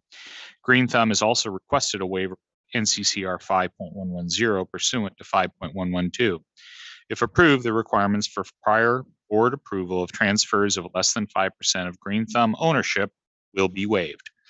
The board has adequately addressed the items, the company has adequately addressed the items required in NCCR 5.112 to allow the board to approve such waivers. Staff suggests that if approved, the board limit Green Thumb's 5.112 waiver to expire at its next TO agenda date. No areas of concern were identified during this investigation. I'm available for any questions, and my understanding is that Amanda Connor, Ben Kovler, Anthony Georgiadis, thank you, and Brett Kravitz are available to address any questions you may have as well. With that, Chair Guzman-Freilich, I will turn this item back to you. Thank you so much. Let's see. I just have a quick question, and it's like not really related, but related. The JG Retail Dispensary, that's in Washoe County. Is it in Reno or Sparks or the surrounding area? It is in Sparks, I believe, but technically I think it's zoned for Washoe County. Okay. I Sorry. was just curious. Okay. Its address is Sparks, but I don't know the local jurisdiction zoning off the top of my head. Sorry. No, that's fine. Thank you. Any questions? Question is not so much a question. I appreciate, Douglas, for the record, I appreciate the report that was done by staff and their review of the monopoly analysis indicating that this particular group, because they're so prolific, have not exceeded the required number at this point. Okay. And I like that analysis. I hadn't seen that before. Any other questions? Okay. Hearing none, I'll entertain a motion. Douglas, for the record, motion for approval. Is there a second? Member Young, I'll second that. We need to include the waivers. And that's what I was going to say with the required waiver. And I believe to the extent necessary, they did submit a 5.125 waiver, but it's my understanding that due to statutory changes, that waiver is no longer required. Yes, Ms. Connor, that's our understanding at this point as well. Thank you. Thank you. Okay. So we have a first, we have a second. Do we have a second on this? Okay. No. And, okay, all those in favor signify by saying aye. Aye. Any opposed? Motion carries. Thank you very much. Thank you. Excuse me, this is the court reporter. I didn't hear who seconded. This Member Young, I seconded it. Thank you. Thank you. Okay. I forget that you're not picking up on the nod. Sorry about that. Okay. Next on our agenda, we have item C for a transfer of interest, and that is Curaleaf Holdings, Inc. Chair Guzman-Freilich, members of the board, for the record, I'm David Staley. Item C is a TOI application by Curaleaf Holdings, Inc. TOI number 2300025 was filed requesting approval for an internal restructuring which would add Lifebrook Investments Limited as an owner to facilitate Curaleaf's move from the Canadian Securities Exchange to the Toronto Stock Exchange. Curaleaf has also requested a waiver of NCCR 5.110 pursuant to 5.112. If approved, the requirements for prior board approval of transfers of less than 5% of Curaleaf ownership will be waived. The company has adequately addressed the items required in NCCR 5.112 to allow the board to approve such waiver. Staff suggests that if approved, the board limit Curaleaf's 5.112 waiver to expire on its next TOI agenda date. No areas of concern were identified during this investigation. I'm available for any questions, and my understanding is that Amanda Connor and Matthew Darren are available to address any questions you may have as well. With that, Chair Guzman-Freilich, I will turn this item back to you. Thank you. Good morning, Chairwoman, members of the board. Amanda Connor from the law firm of Connor and Connor on behalf of Curaleaf Holdings, Inc. With me today in person is Kayanne Ticey, and on via Zoom is General Counsel Peter Clayton. I believe he's waiting to be admitted to be able to speak should you have any questions. Chief Investigator Staley summarized the proposed transaction quite well. We kindly request approval of this transaction and are available for any questions you may have. Thank you. And I did have to Google on this a little bit. So did I. A little bit complex for me anyway, but it's interesting. Okay, here we go. We've got General Counsel. Welcome. Hi. Okay. Morning. Do we have any questions on this transaction? Just Douglas, for the record, just a little schooling for us without giving away the store. I understand part of this is to go to a better market in the Canadian world of financing, stock market with changing. Correct. Amanda Connor, for the record, this proposed transaction would be to allow them to uplist from the Canadian Securities Exchange to the Toronto Stock Exchange.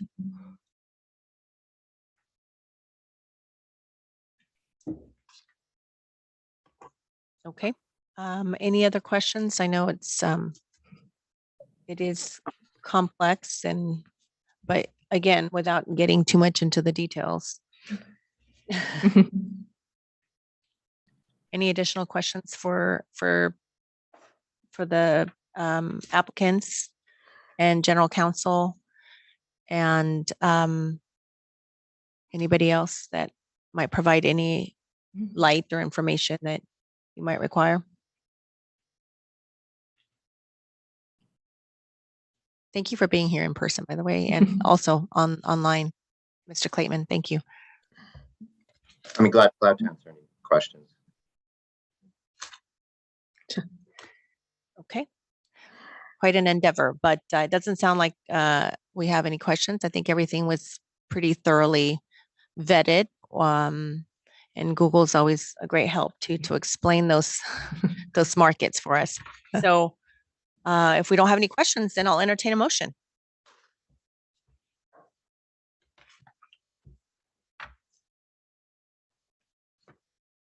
Do we have a motion?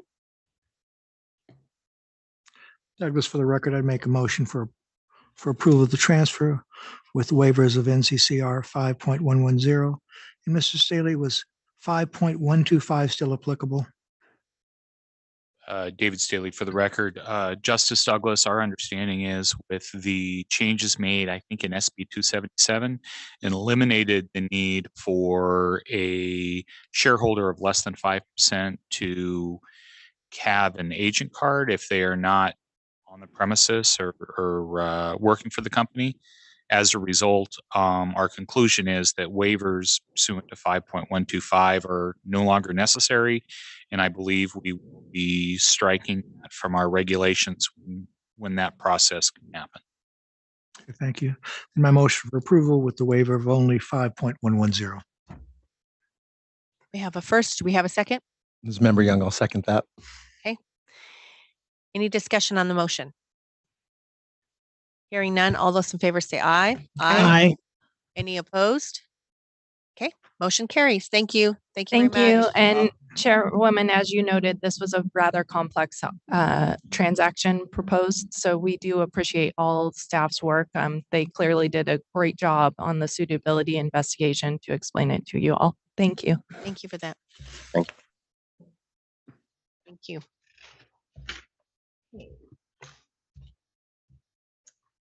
Okay, and with that, we go to our last transfer of interest, item D, that's Luff Enterprises NV Inc. and Range Brands LLC. Chair Guzman Freilich, members of the board, for the record, my name is David Staley. Item D is a TOI application by Loof Enterprises Limited. TOIs number 21018 and 2100053 were filed requesting approval for Range Brands Holdco LLC to purchase Loof. Range Brands has also requested a waiver of NCCR 5.110 pursuant to 5.112. If approved, the requirements for prior board approval of transfers of less than 5% of Range Brands ownership will be waived. The company has adequately addressed the items required in NCCR 5.112 to allow the board to approve such waivers. Staff suggests that if approved, the board limit Range Brands 5.112 waiver to expire at its next TOI agenda date. An area of concern was developed regarding Loof Enterprises because the company removed and added board members with ownership positions and non-management shareholders without prior board approval. While it appears that most of these transactions involve shareholders of less than 5%, Loof Enterprises did not have the appropriate waiver of 5.112 in place, and one board member, Philip Campbell, acquired 7.7%, well in excess of a waiver allowable less than 5% if one had been in place. I am available for any questions, and my understanding that Alicia Ashcraft, I'm going to apologize in advance, David Lugalensky, Greg Rockland, and Matthew Price are available to address any questions you may have as well. With that, Chair Guzman Freilich, I'll turn this item back to you. Thank you. Good morning. Ashcraft, and welcome to your guests as well. Thank you so much. Good morning, Chair Guzman Freilich, members of the board, Alicia Ashcraft on behalf of Range Brands. And as Chief Staley mentioned by way of Zoom, co-CEOs Greg Rockland and David Glensky are here today to provide a brief affirmative presentation, as this is a new operator to Nevada, and then we're available to answer any questions you may have, along with Vice President of Business Development, Matt Price, who's with me in the hearing room in person. But before we get to the affirmative presentation, I would be remiss if I didn't acknowledge and thank audit investigator Michael Covington and also investigator Rachel Branner, who for all intents and purposes should probably be noted as Assistant Chief of Investigations and Enforcement, in my opinion. They both, Investigator Covington and Branner, were phenomenal to work with, very patient and persistent, as this is taking quite some time. Not casting aspersions on them. I think it was due to a lot of changes within the company over time. But again, I'll turn it over to Mr. Rockland to start with the affirmative presentation, and we're happy to answer any questions. Thank you. Thank you, Alicia. Thank you very much, members of the board. Appreciate the opportunity to present to you today. My name is Greg Rockland. I'm co-CEO of Range Brands. My background is stereotypical serial entrepreneur. Started my first company at 23. Worked in a variety of different businesses and industries. Went into the cannabis business in 2016. I was one of the founders and CEO of what became one of the original license winners in Pennsylvania for vertical licenses. We built out 6 dispensaries and ultimately about 150,000 square feet of cultivation and processing. Sold that company to a public Canadian company, TerraSen, and then ran the public company's US arm for a period of time. Since then, I have been involved in one of the founders and owners and board members in one of 2 cultivation facilities in Louisiana, and a board member and owner of a vertical operation in Utah. We are very excited to be working in Nevada and in Las Vegas with your approval, of course. I'm with my partner, David Dukolinski, who has a very varied background as well in commercial real estate, public banking, and investment banking, and currently runs a private equity commercial real estate firm in Atlanta. And happy to answer any questions that you would have. Thank you. Any questions for the board from the board members? This is Member Young. I think this would be addressed to Mr. Rockland. First, it's Nevada. Um, and regarding the areas of concern, what happened and what are you guys doing to make sure that doesn't occur again? If I may, Member Ms. Young, Ashcroft, please. I apologize, Dr. Young. I think the areas of concern were with respect to the selling company, Luff Enterprises. I represent them as well, so if you wouldn't mind, I'll address those. So by way of kind of context and background, the transaction was signed in May of 2021. And shortly thereafter, the parties submitted a management services agreement, which was approved in the fall of 2021. I forget the exact date.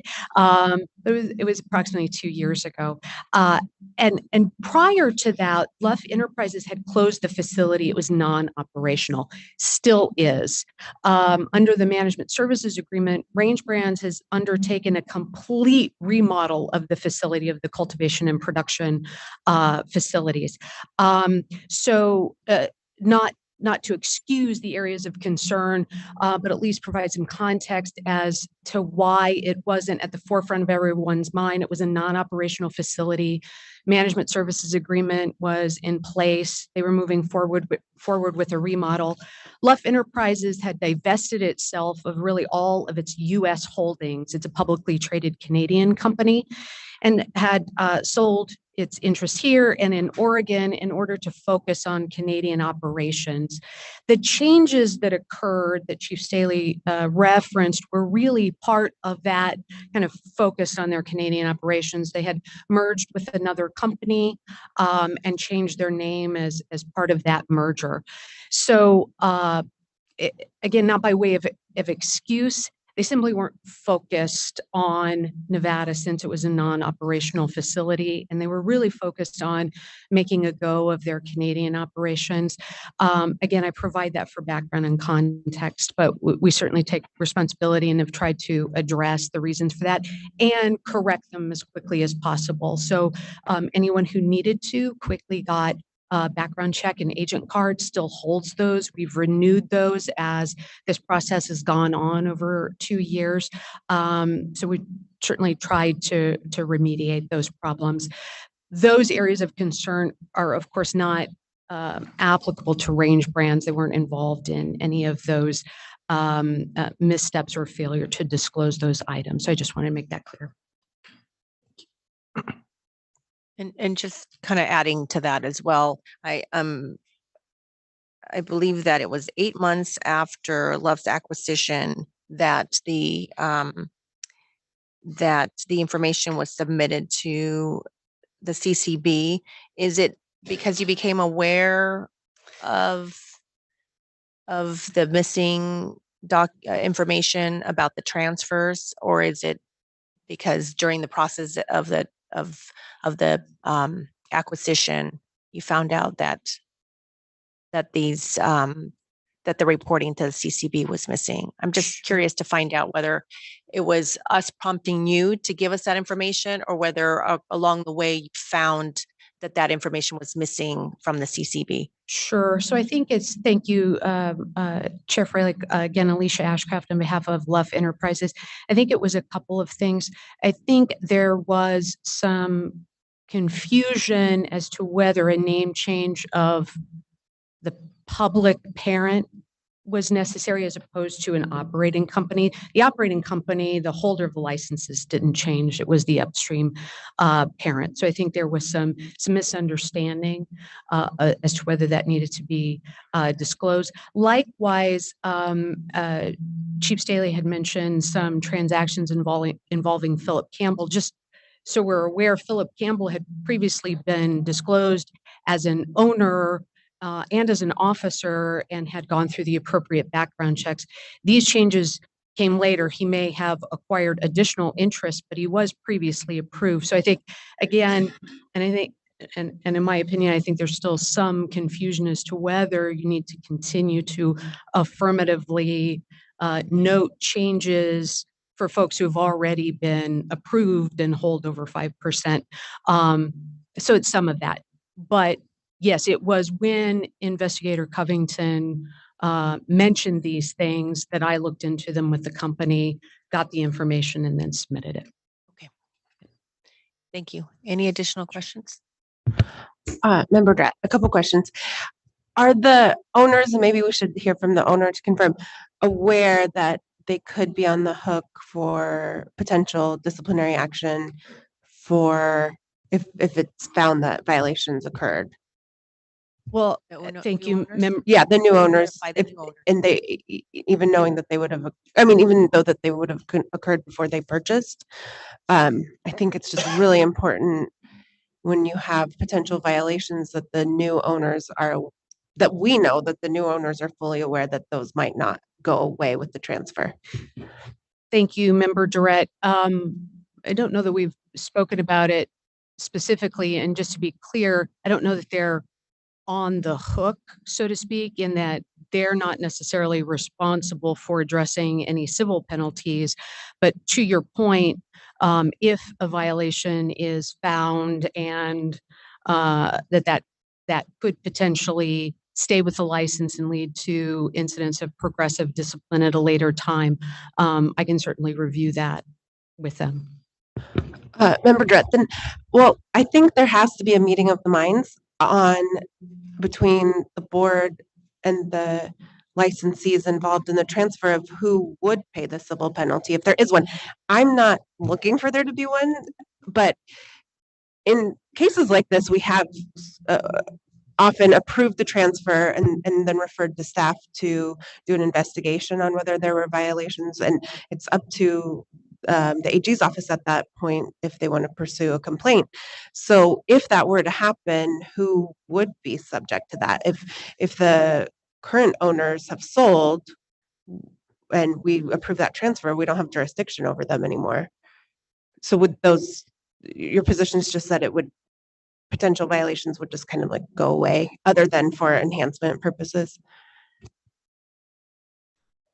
I don't know that I have a position on that. I think I'd probably ask the question first if the board feels that the explanations are insufficient and that further referral to the Attorney General's office for a determination of whether we should seek a proceeding on the violations is necessary.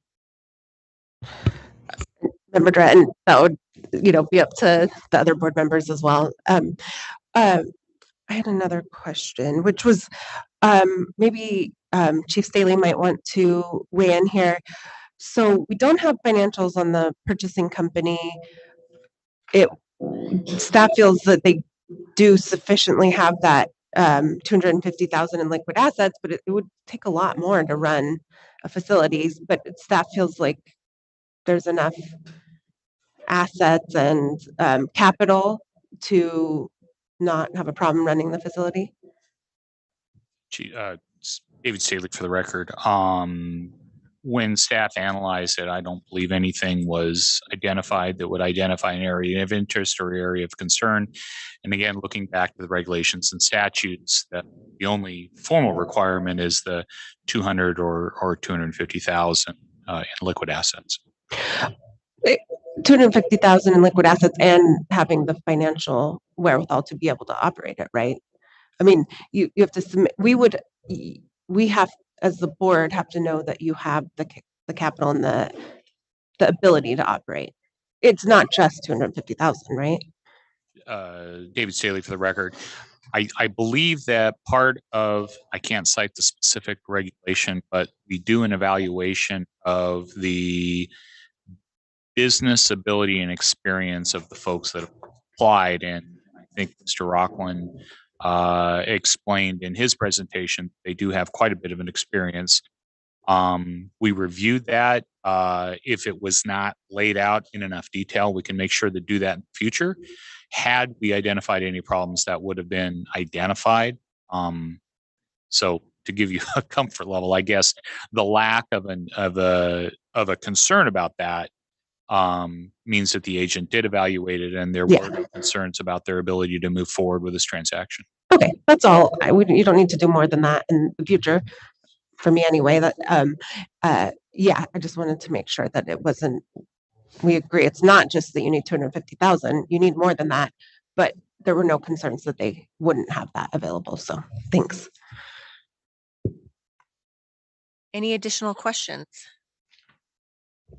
No question. Douglas, for the record, no questions for the record, as much as just a statement that hopefully in the future with the new ownership coming in and the change, Nevada is not an afterthought in this.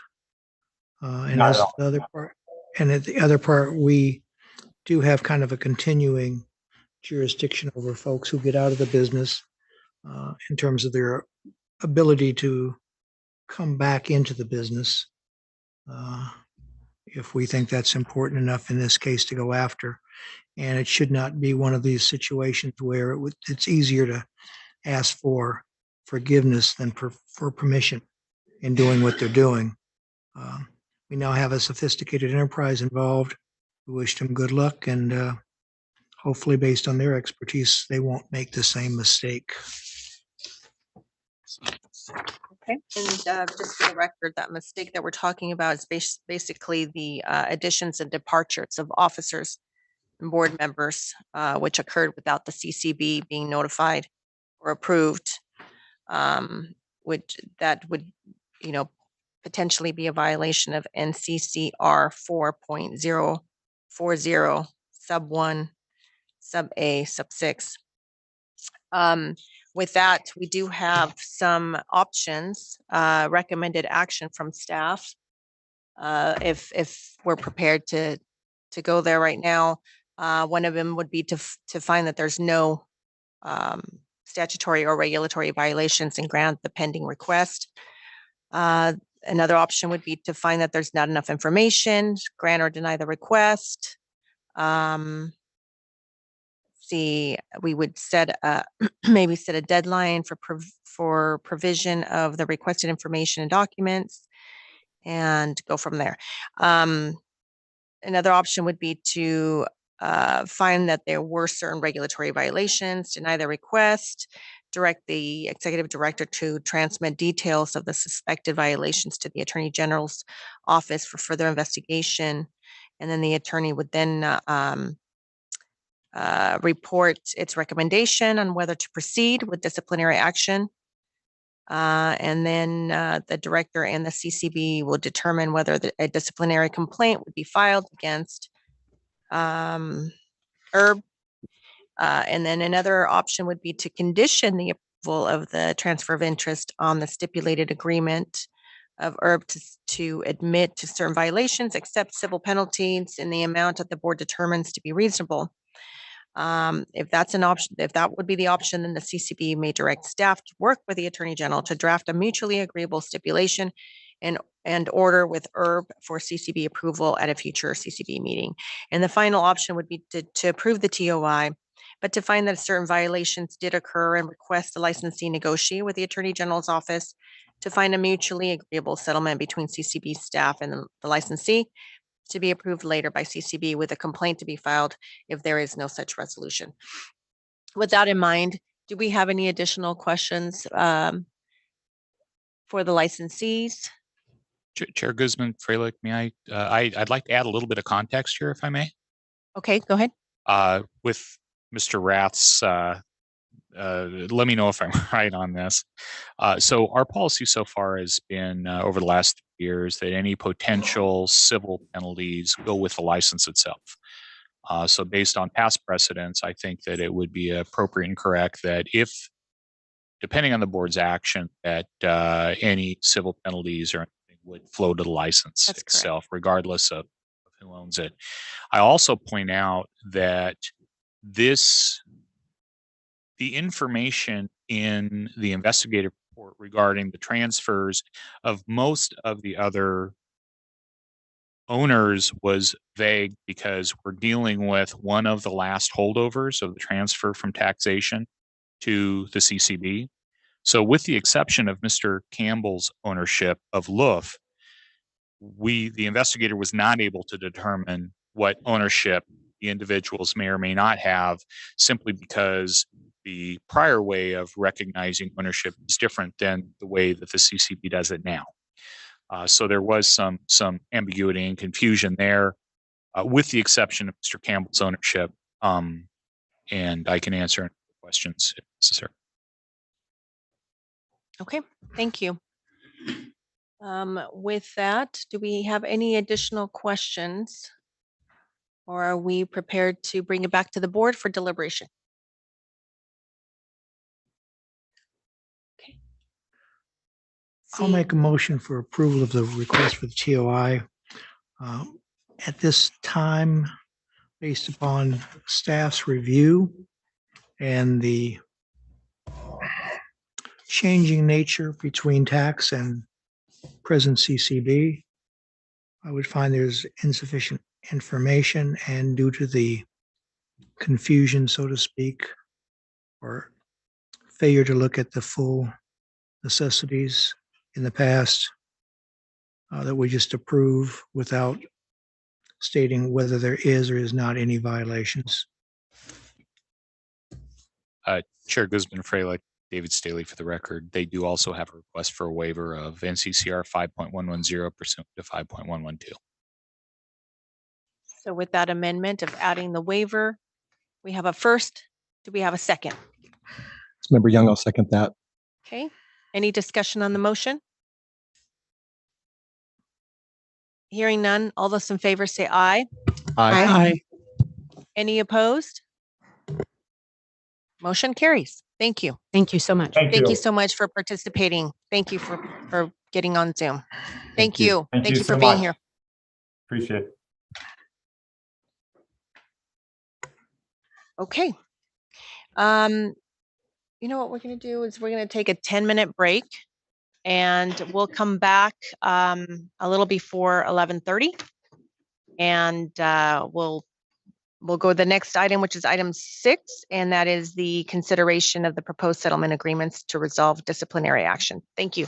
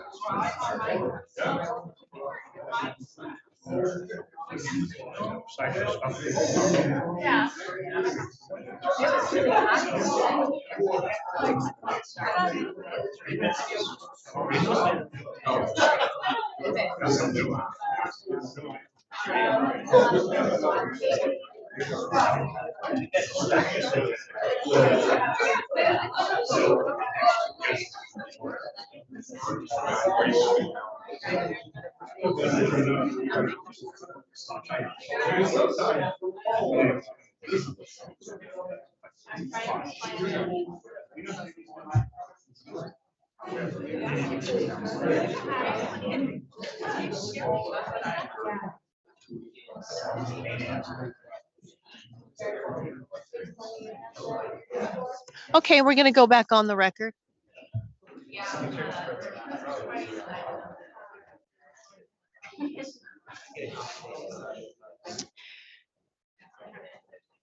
Okay, we'll go ahead and go to item 6 on the agenda. This is a consideration of proposed settlement agreement to resolve disciplinary action. We've got 2 items under that. Item A is the Cannabis Compliance Board versus Greenway Health Community LLC. Thank you. Good morning, Chair, Vice Chair, members of the board.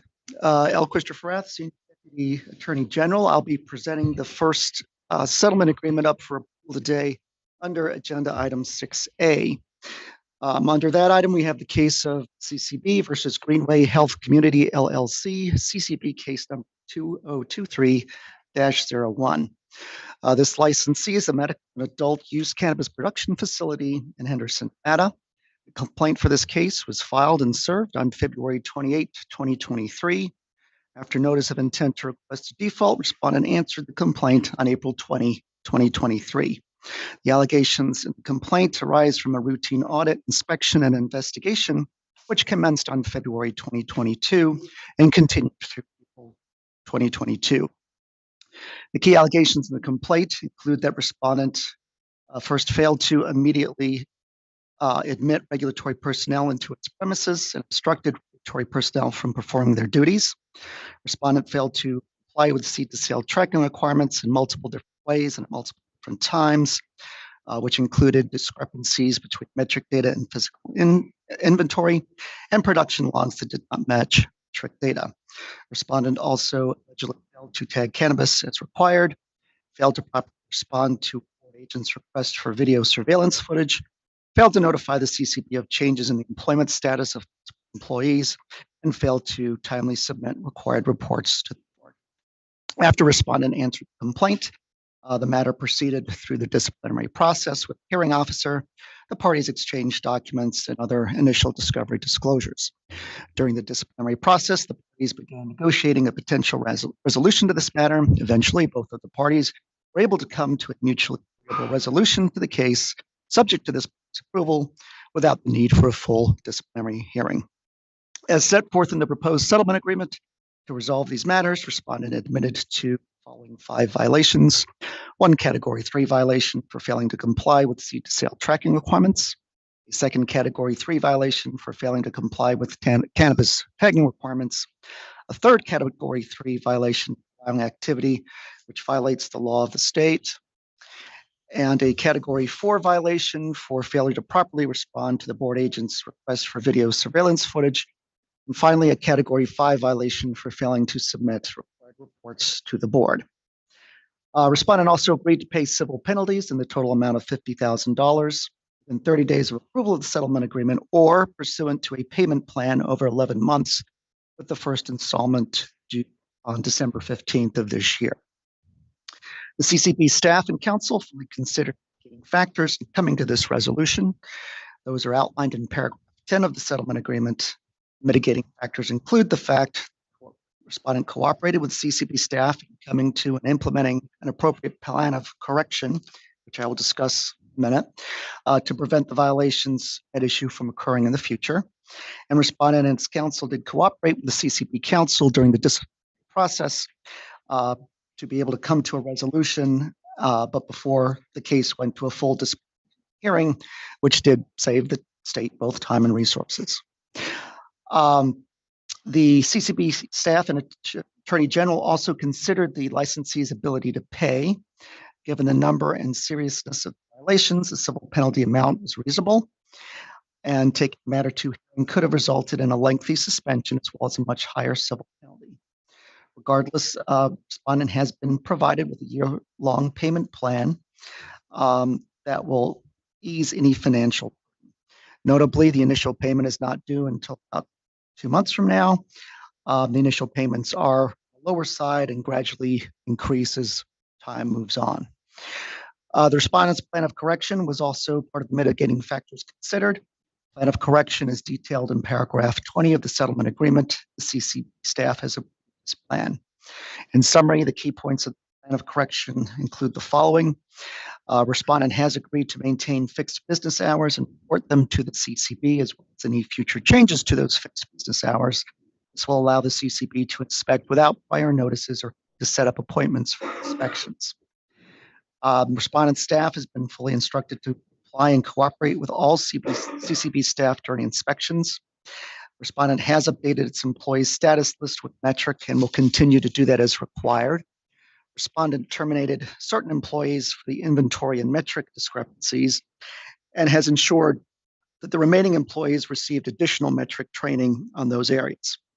Respondent voluntarily destroyed the cannabis that was not accounted for in metric, and respondent has implemented a new in-house calendaring system to ensure required reports are timely submitted to the CCB. Based on the foregoing, the Attorney General recommends and requests the CCB approve the settlement agreement. I'm available for any questions on this matter, as is counsel for the licensee, Mr. Charles Giannoloni. Thank you, Mr. Rath. Affirmative presentation. Thank you. For the record, Charles Giannoloni, on behalf of Greenway Health Community LLC, Madam Chair, members of the board. I think Mr. Rath did a fairly exhaustive job of detailing the terms of the settlement agreement. I also I want to take just a minute on behalf of Greenway to thank Mr. Rath and the board for truly taking into account sort of the size of the business with respect to the settlement amount and the negotiations that sort of went forward. Greenway Health is a fledgling production company by just any definition. And a lot of what happened is sort of part of the normal sort of fits and starts when a company gets off the ground. And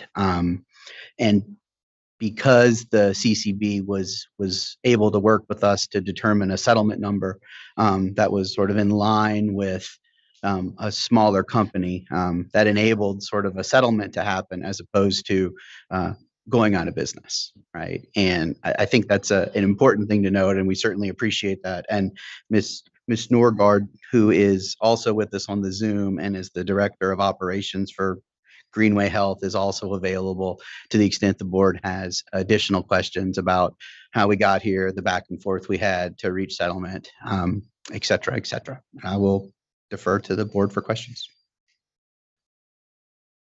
Any questions from the board? Member Dredd, that actually addressed my question. I was going to ask pursuant to NCCR 4.030, what kind of impact this was going to have on the business, and you seem very genuinely you're convinced that this is an amount that it's not going to put her out of business, put Greenway out of business. It's an amount commensurate with the size of the facility. I will be completely frank. If the money was due today, it would put them out of business. But because the board has worked with Greenway to allow 11 months, that is going to allow them to bring in some new production lines and do some other things that are currently pending approval. And that is going to give them a chance. They've made $9,000 so far. That is their top line lifetime gross revenue. So, it's as low as the board was willing to go, and with the terms provided, it's something that Greenway is willing to live with. Member Durrett, so it sounds like it is something they can afford, but it may not, they're on the edge. It's close, but these numbers and going back and forth with Mr. Rath, this will allow them a path forward that will work. Make no mistake, this is something that Greenway has agreed to and is comfortable with. And that was sort of the point, which is, if it was no, this has to be done immediately, then no, we wouldn't be having this conversation.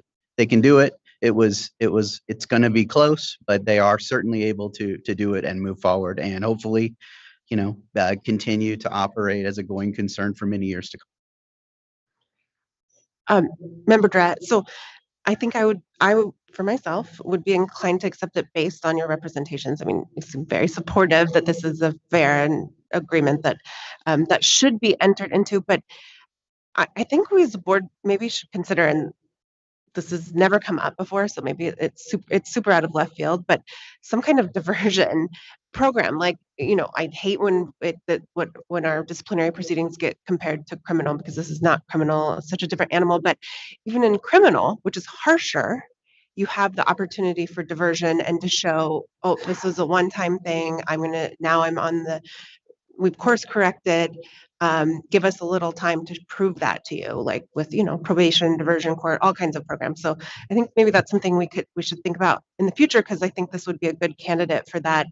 It would provide support from the board and still keep them on the hook to make sure that they are following the regulations, and because it's really not fair to the other companies if they're not.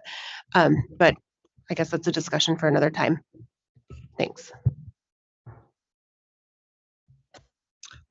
Douglas, for the record, I appreciate the sentiments of Mr. Rett, but it is very important and paramount that folks follow the rules as to seed to sale tracking requirements, tagging requirements, and allowing agents, the CCB, to enter the premises. This is a regulated industry. If we don't want it to be regulated, the legislature needs to say so, and we won't have this discussion. But that are the rules, and they need to follow the rules. And I think part of what she was putting forth was taken into consideration in coming up with this agreement. And I appreciate the concern about continuing operation, but understand the licensee can't continue the operation if they violate the rules. It's hard, it's harsh, but that is part of the world we live in. And there's other people in the state who says, why are we even regulating it? Just open it up to everybody. So it's feast or famine. I appreciate paragraph 20 in the settlement agreement as the conditions and what you're willing to do it the right way. And looking forward to, quote, not seeing your client again. As are they. Thank you, Member Douglas, and I echo your sentiments. And we just have to keep, front of mind is just the health and welfare of the citizenry of Nevada, the visitors of Nevada, and I appreciate the fact that your client is working with the CCB now, and I appreciate your willingness, and I hope that there are some new rules and policies and procedures that you've implemented, and that you follow your payment plan. And thank you. Very good. Any other questions? Okay. With that in mind, then I will take your motion. Any motion? This is Member Young. I'll motion that we approve agenda item 6A, the settlement agreement between the Cannabis Compliance Board and Greenway Health. Is there a second? Douglas, for the record, I'll second. Okay, a first, a second. Any discussion on the motion? Hearing none, all those in favor say aye. Aye. Aye. Any opposed? Motion carries. Thank you. Thank you. Okay, that brings us to the second item on the settlement agreements, and this is a Cannabis Compliance Board versus Michael Quattlebaum. Thank you, Emily and Board Love, Senior Deputy Attorney General. For the record, for item 6B, presenting the stipulation in order in the matter of CCB versus Michael Quattlebaum, case number 2023-14 for board's approval. This matter involves Mr. Quattlebaum as an employee of a cannabis cultivation facility who was seen in surveillance footage engaging in certain activity right before CCB agents entered that facility for an inspection that raised concerns with the CCB, such that the CCB filed this instant complaint in this matter. The complaint, filed and served March 19th, 2023, in this case, outlines the allegations that involve, generally, that surveillance footage appeared to show Mr. Quattlebaum before a CCB inspection, appearing to conceal containers of liquid in the facility, talking to another facility employee who did not have an agent card about her leaving the facility before a CCB agent saw her there, and moving cannabis clones out of one facility room before agents entered that room. Mr. Quattlebaum filed his answer through counsel. This matter is currently stayed to allow for settlement discussions. During settlement discussions, additional context provided indicated Mr. Quattlebaum's actions could be attributed to an overreaction on his part to the CCB agent's presence at the facility for a pending inspection and his overzealousness in his last-minute cleaning and preparation of the facility.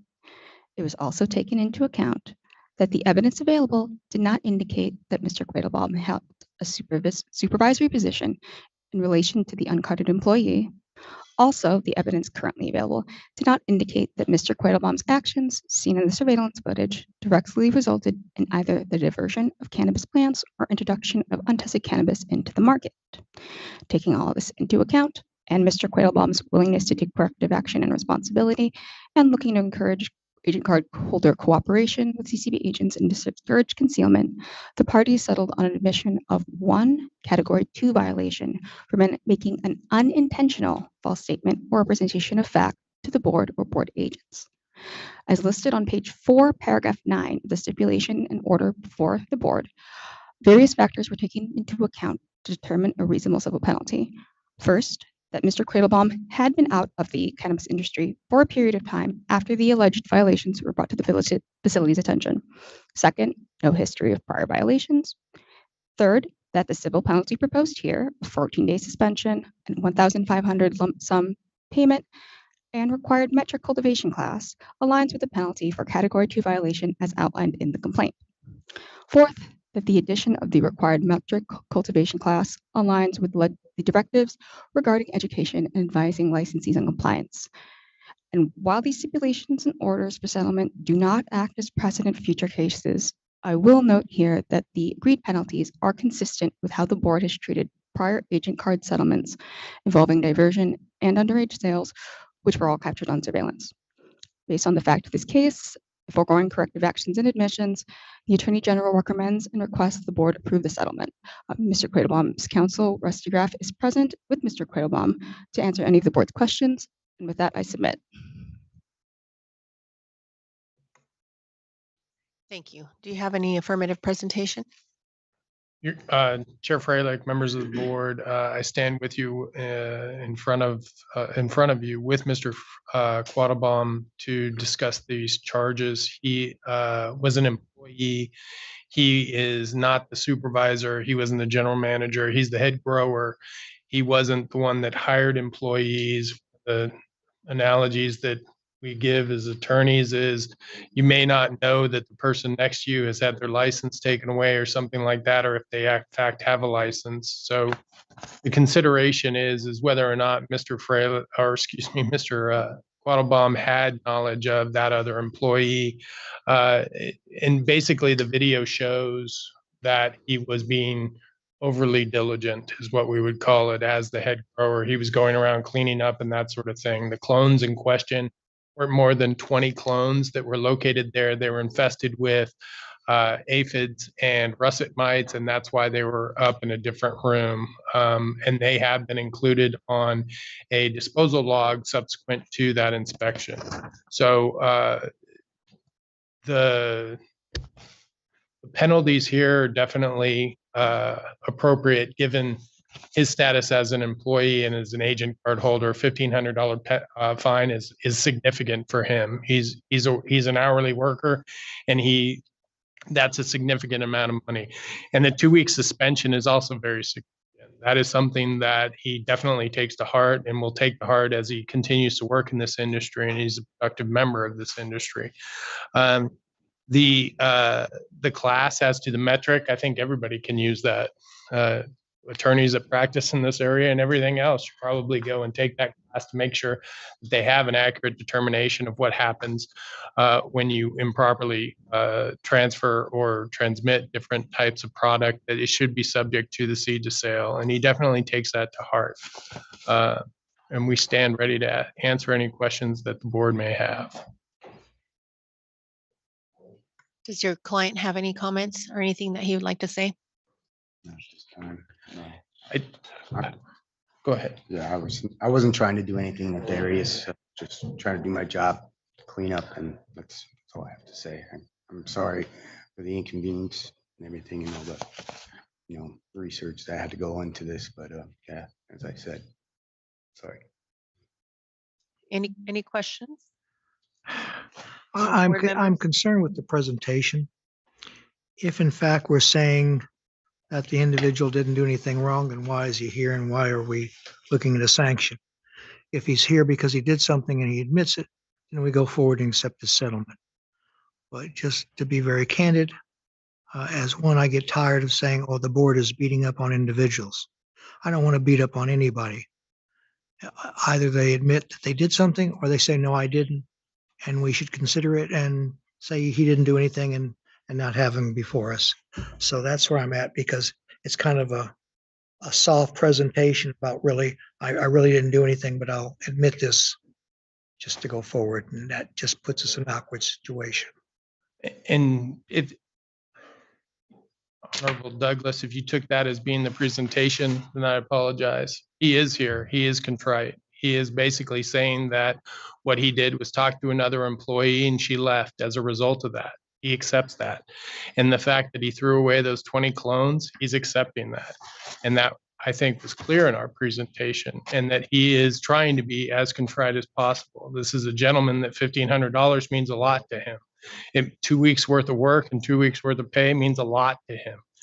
To say that this presentation or that his act of an expressed statement of contrition is just that. It is a statement of contrition. I think that, going around and trying to clean up when everybody knows that there's that type of enforcement that's there, I think that that's what he's talking about. His job was to be the head grower, and he was responsible for the grow itself. And he was trying to be as productive and responsive and responsible in the industry as possible.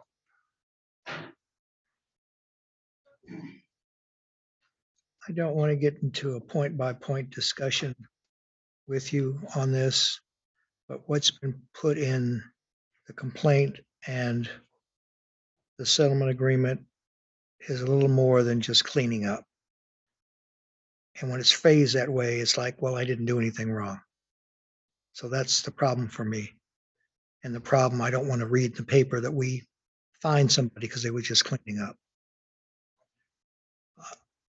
That's my problem with the settlement agreement. I would just as soon not accept it and see him go forward if that's how it's going to be played out. And again, I go back to when you were on the bench, Your Honor, and my first jury trial was in front of you. And I think during that jury trial, you told me, hey, less is more sometimes. In this instance, Your Honor, I think that I want to express and at least describe an explanation for what you just expressed. And I think that cannot go in the paper tomorrow. This isn't just a fine. This is an individual that's taken a suspension. This board doesn't suspend people very often. We understood that. The original request in this instance was a suspension for 1 year and or a lifetime of his license. We fought, we presented evidence, we presented discussion and testimony that's backed up by the video. That's why we're here. That's why we're discussing what we're discussing in front of this board. AG Boardlove was more than aggressive, more than diligent in trying to get this to the point where we were at. And this is not just a normal situation. The suspension ratchets it up to where it is in line with other category 2 violations, we believe. This is AG Boardlove for the record. And to clarify regarding the cleaning issue that seems to come up, it was because one of the first allegations was regarding moving fluid from one area to another. And it came out that I believe there were nutrients or cleaning fluids. That's why the cleaning fluid was mentioned as far as the overzealous cleaning. That was not in relation to the entirety of the actions. It was just one of the points. So apologize if that got misconstrued in the presentation. Well, I have confidence in the CCB staff in that they would bring us a settlement agreement that was thoughtful and conscientious, and that it considers any and all violations surrounding this issue. So I'm comfortable approving this agreement. If there are any additional questions or any motions. Member Dredd, I feel comfortable. I think it's the suggested penalties are commensurate with the actions. I think it totally makes sense. In addition to that and outside of that, I think the company should pay the fine. So please pass that along to the company. We will.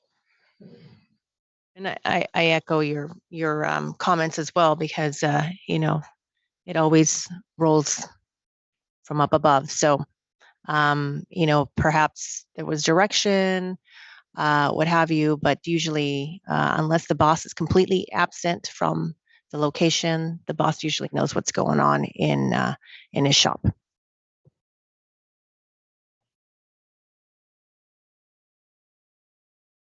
Any motions? Member Dredd, and I think they should pay the attorney fees. Okay, that's it.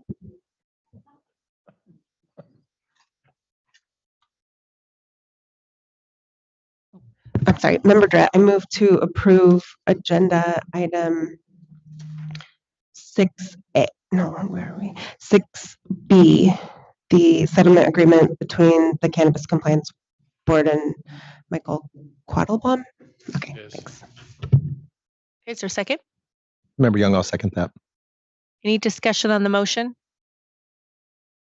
Hearing none, all those in favor say aye. Aye. Aye. Aye. Any opposed? Aye. Okay, one nay. Motion carries. Thank you.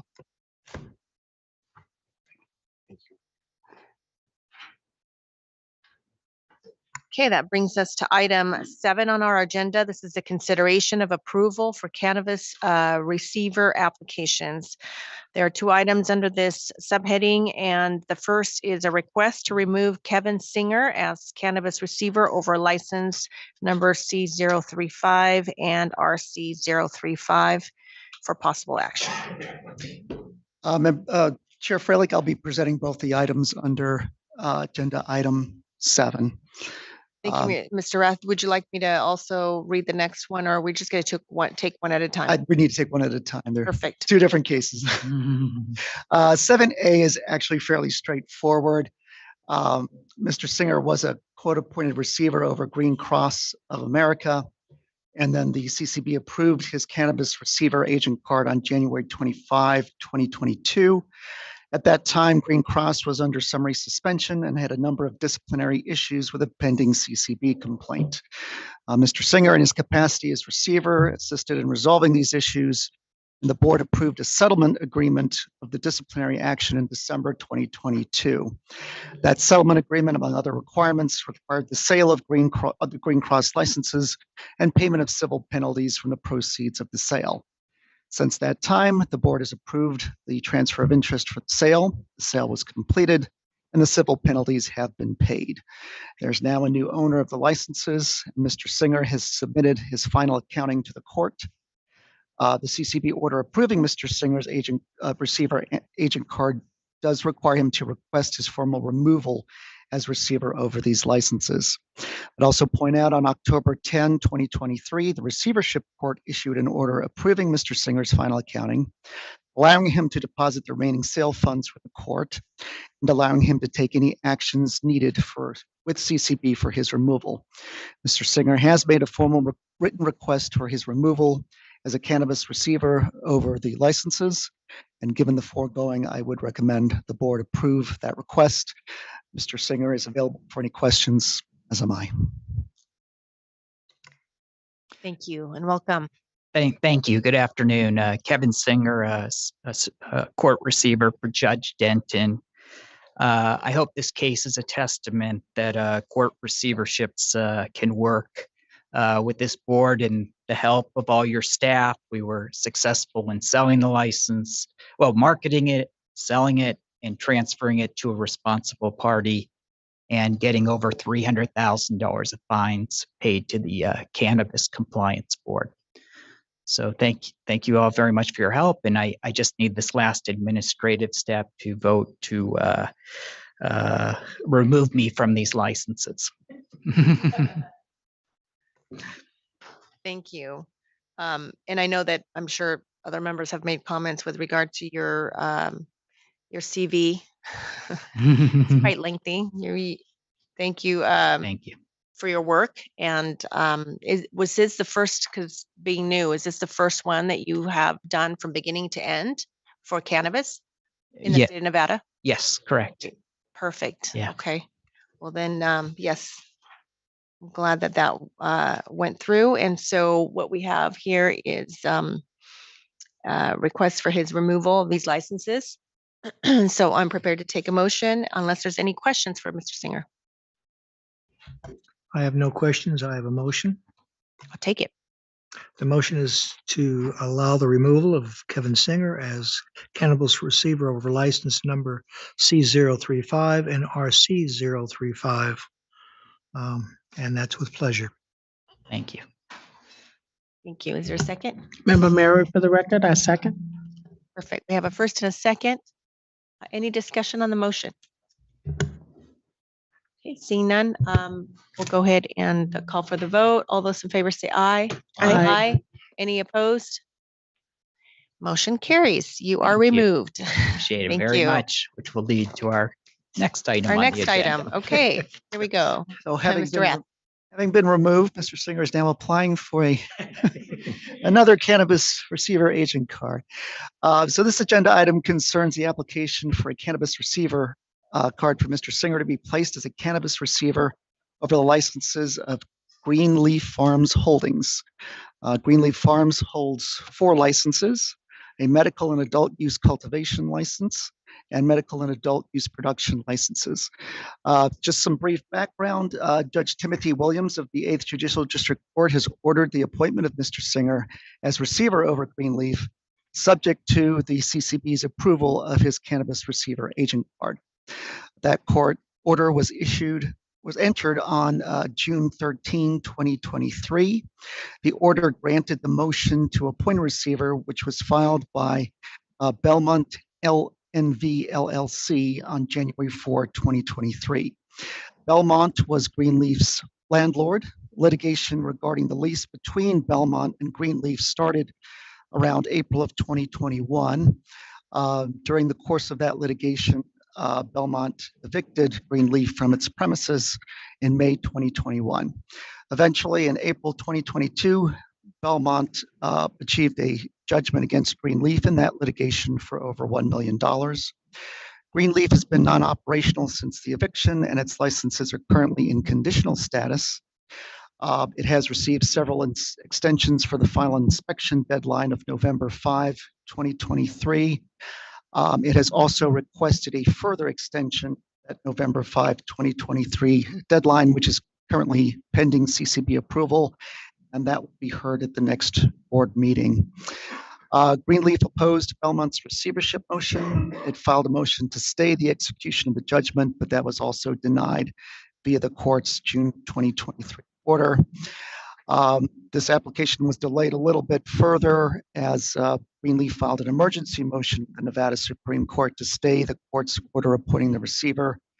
The Nevada Supreme Court did deny that emergency motion on August 18, 2023. Thus, there's no stay, and the issue is ripe for CCB to consider Mr. Singer's application for a cannabis receiver agent card. Mr. Singer and his counsel, John Savage, are here to present Mr. Singer's request. The parties to the subject litigation and their counsel have all been noticed and are present if you would like to hear any comments they may have regarding Mr. Singer's application. I'll turn it to you, Chair. Thank you, Mr. Rath. And I just want to reiterate that this item for action is Mr. Singer's application for a cannabis establishment agent registration card for a cannabis receiver as a court-appointed receiver. And with that, let's see, Mr. Savage? Yes. Do you have any affirmative presentation? Good afternoon, Madam Chair, members of the board. John Savage on behalf of proposed singer Kevin Singer, proposed receiver Kevin Singer, and nothing to add, Mr. Rath's summary. Yeah, Kevin Singer, court-appointed receiver. Mr. Rath's summary was comprehensive and thorough. Okay. With that, do we have any questions from the board? Do the Greenleaf have a chance to talk on this? If it has to do with the receiver's qualifications? Okay. I'll go ahead and step up. And if we could just keep it brief. It has to do with the entire thing. I'm not sure the entire process. Okay, well, we only have jurisdiction over Mr. Singer's qualifications, whether or not he's qualified to be a receiver.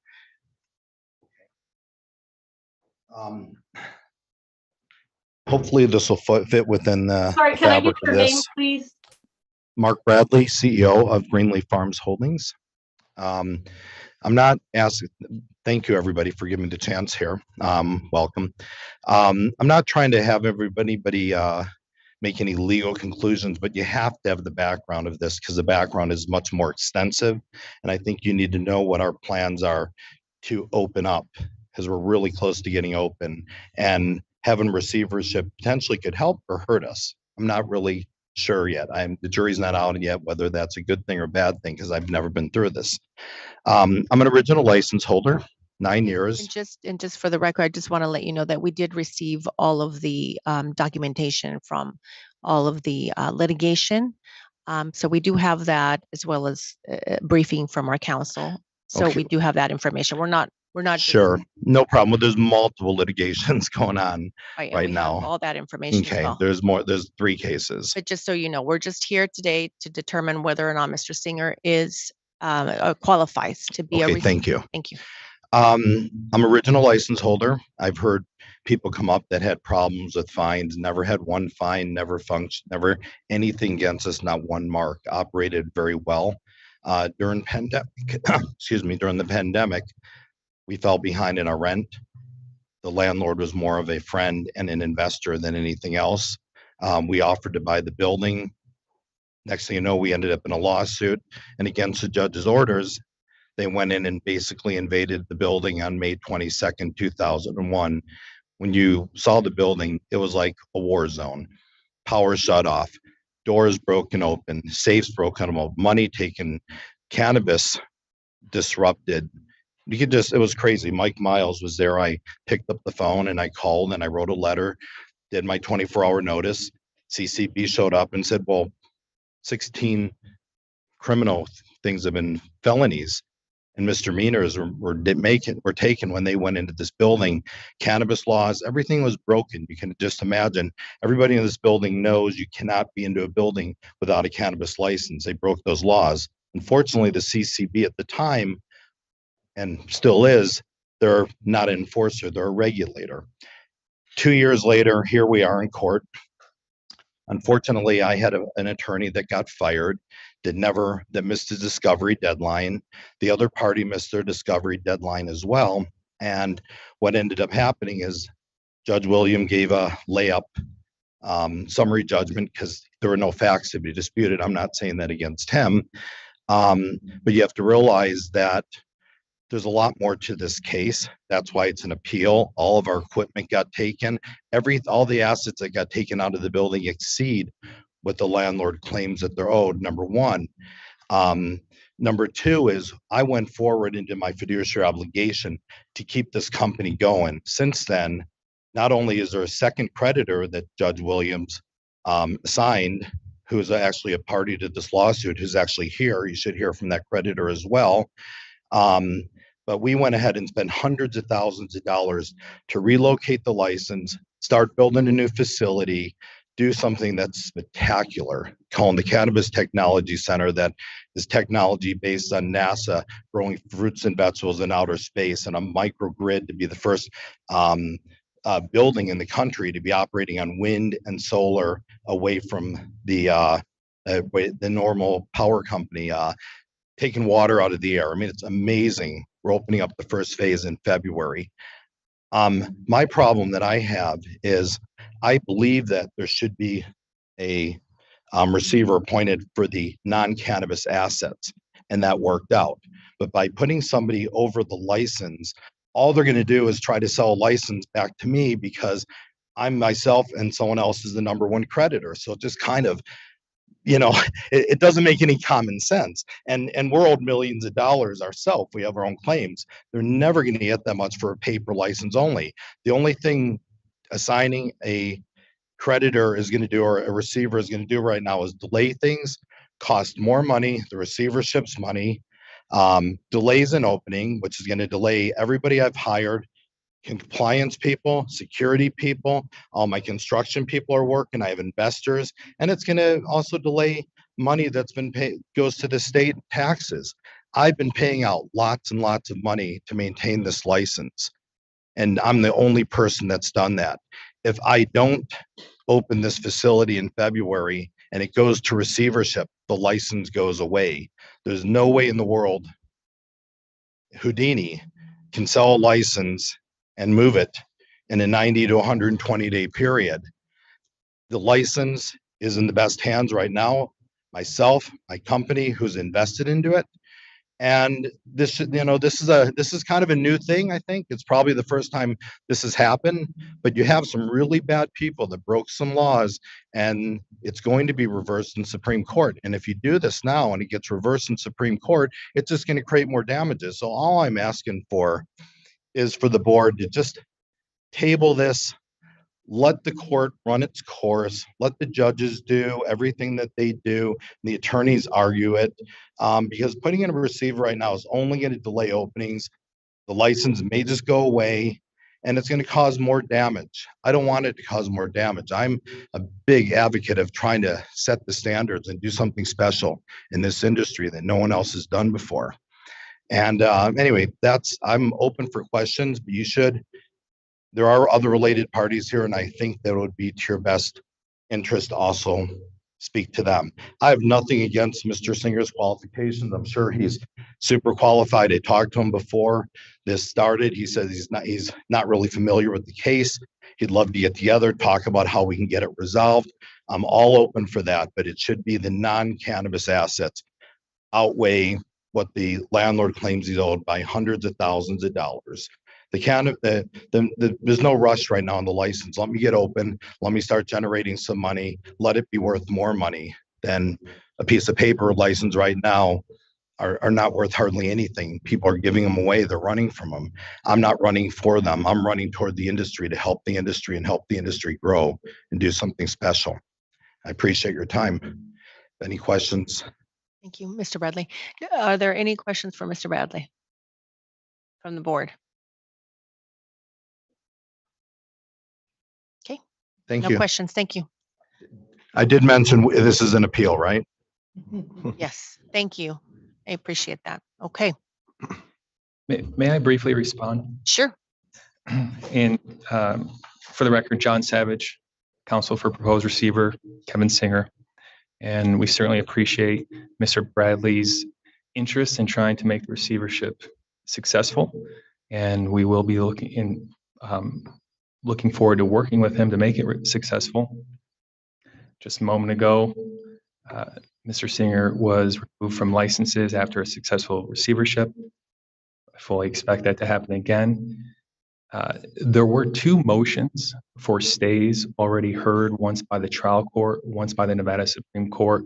Both were denied, and that is the reason we are before the Cannabis Compliance Board today. And Judge Williams' court order stated that Mr. Singer is appointed subject to and effective upon the CCB's approval of Mr. Singer's application for Cannabis Establishment Agent Registration Card for Cannabis Receiver at an open meeting before the CCB pursuant to the requirements of NRS 678B 355. And in NRS 678B 355, subsection 3, it states, if the board determines the applicant is qualified to receive a cannabis establishment agent registration card for a cannabis receiver pursuant to NRS 678B 200, the board shall issue to the person a cannabis establishment agent registration card for a cannabis receiver. And I appreciate and agree with the chair's comments that the jurisdiction of the board is limited to determining whether or not Mr. Singer is qualified to act as a receiver and hold this receiver agent card. And it sounds like Mr. Bradley agrees that Mr. Singer is well qualified, and he has no disputes or objections to Mr. Singer's qualifications. And for those reasons, we believe that Mr. Singer has satisfied the statutory requirements to have his agent card issued. Board, Kevin Singer, the court-appointed receiver. Just real briefly, because you've had such a long day today, which I really appreciate.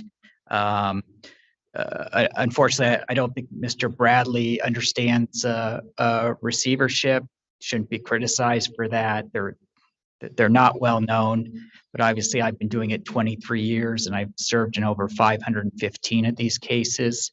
I don't work for either party. I'm a neutral party. I work for Judge Williams, and I will be reaching out to him as I advised him before the meeting, and reaching out to the plaintiff and working with both parties to try to resolve this case and to get on a track that hopefully gets a good result for everybody.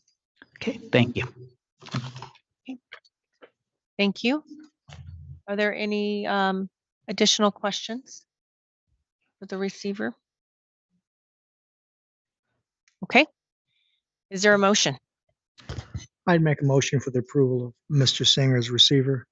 He has a track record that's been put before us this date and on previous occasions, and note that he's well qualified to be a receiver. This is a unique dispute, but all receiverships are unique situations. We note that the receiver will be operating under the watchful eye of the district court judge in this matter, submitting reports to the district court judge as well as this body. If there should be some change because of the nature of the litigation or some extraordinary writs that are filed or whatever, please bring those back to our attention. But right now, the issue is Mr. Singer qualified to be the receiver? My affirmative motion is yes, he is. We have a second. Member Young, I'll second that. Okay. We have a first, we have a second. All those in favor, say aye. Aye. Aye. Aye. Any opposed? Okay, motion carries. Thank you. Thank you.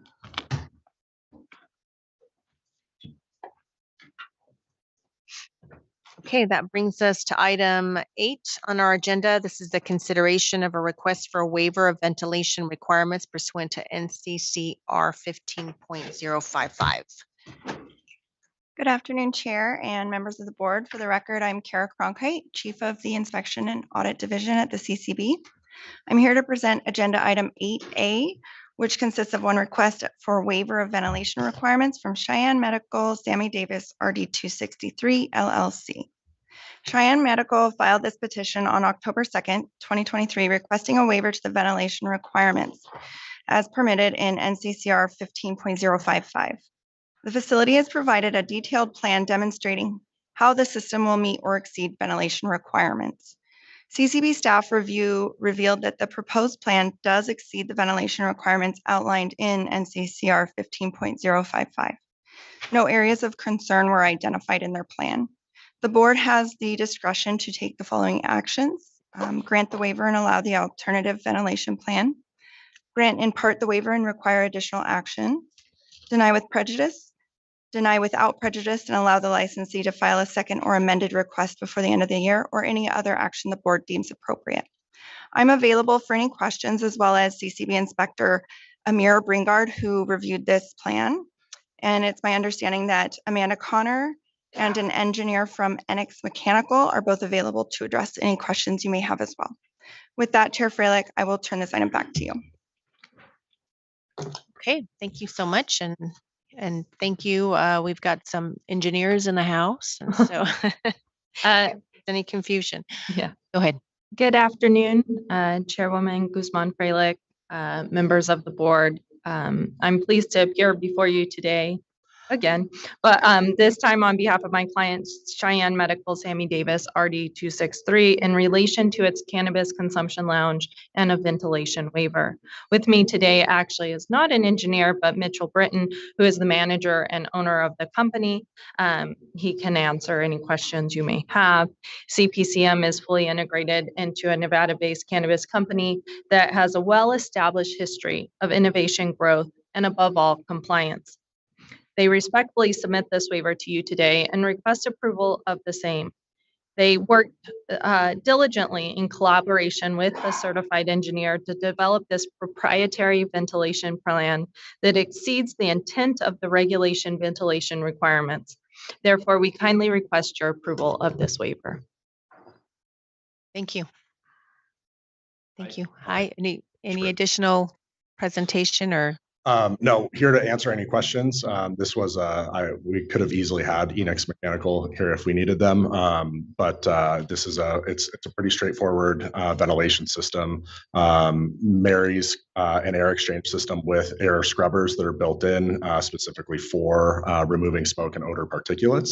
So it's a little bit of a greener system than what the original intent in the regulations layout. And it allows us to not have to waste a massive amount of preconditioned air during the hot summer months. Okay. Thank you. Any questions? Question or minor concern. It seems the review of our staff, who know much more than I do about ventilation systems, seems to say fine in terms of the internal. I just wanted to have some record reference the external, because one of the things that our jurisdictions in the valley have complained about is the odor in the air surrounding the facility. Does this system semi-address that? Because we may okay you, but then you could get stopped by the next stage, the local entities. So do you think you'll be able to pass that muster? Thank you, Amanda Connor, for the record. Thank you for that question. The company has to work with and is currently working with Clark County on an approved odor control plan to specifically address the odor control requirements indoor and more specifically outdoor. So while this is a ventilation waiver for the specific CCB ventilation requirements, they will also be have already started developing and will work with Clark County to have an approved odor control plan. And if I may add, one of the things that this system does do is it actually exhausts less of the smoke air outside and handles that within the building envelope. So I think it would definitely do what you're hoping to achieve here. Thank you. Yeah, I don't want to see you get ping pong back and forth about whose rule controls. And one of the things that we put in as well is having some indoor air quality sensors tested at the 2, 4, and 6 month mark, so that and the system is pretty modular. So if we find that it's not removing the amount of particulates that we want, what have you, we can continue to add filtration in a series in each one of these units that'll continue to address those issues.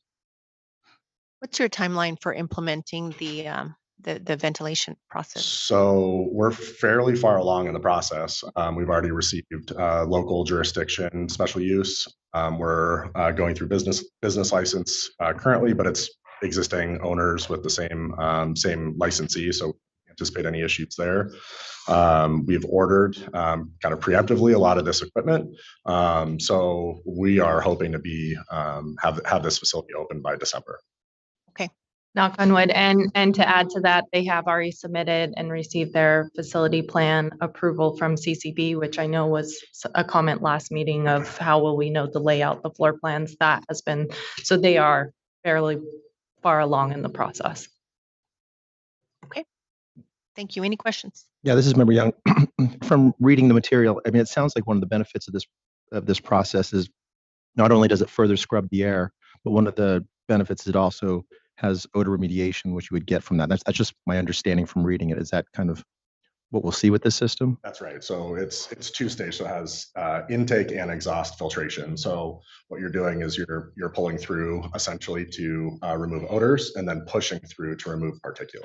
Okay. So yeah, it should address all of those. And that's what it came across as. Okay, thank you. Additional questions? Okay, hearing none. Do we have a motion to approve the waiver? Douglas, for the record, I would make a motion for approval of the waiver. Just noting an aside, I wish them luck. You're I guess the first, you'll be the test case as the waiver and how the waiver works. But it sounds like you kind of have it under control. So my motion is for approval. Yeah, and this is Member Young. I'll second that and further say, that you guys might be setting a new standard. This might be pretty exciting. And it is very efficient. So hopefully it does do that. Okay, we have a first and a second. Any discussion on the motion? Hearing none. All those in favor say aye. Aye. Aye. Any opposed? Motion carries. Thank you. Good luck. Thank you. And thank you to CCB staff. As you noted, this was the first waiver and we appreciate them working through us with this process. Thank you. And thank you both staff and to you for having, the engineers just on on deck in case we had any questions. Okay.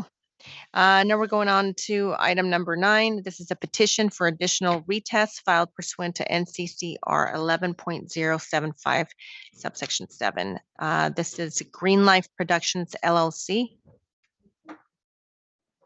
Good afternoon, Scott Rutledge for the record with Argentum Partners. I filed the petition on their behalf. Sorry. Thank you, Chair.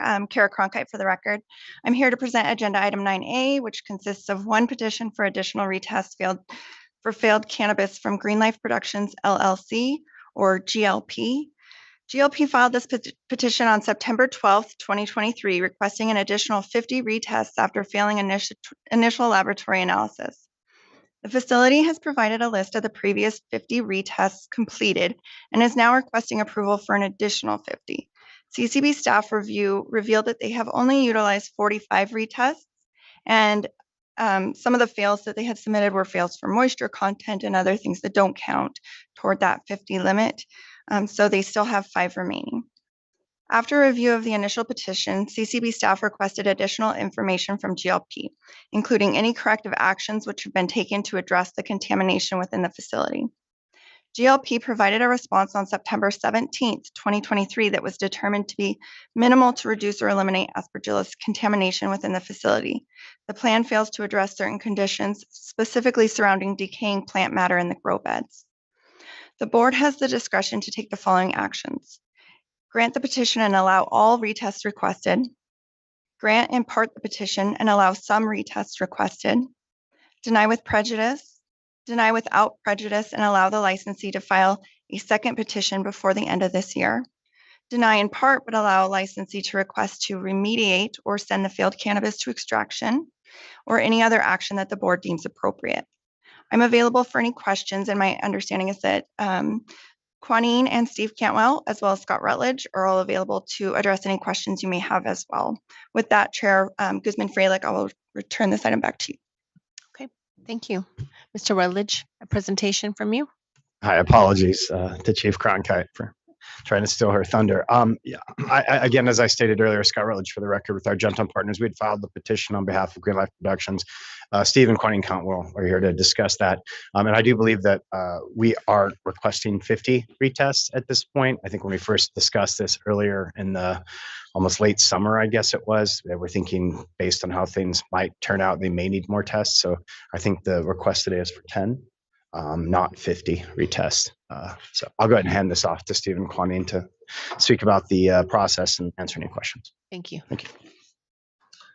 Good afternoon, Madam Chairwoman and board members. Steve Cantwell, owner and operator of Green Life Productions.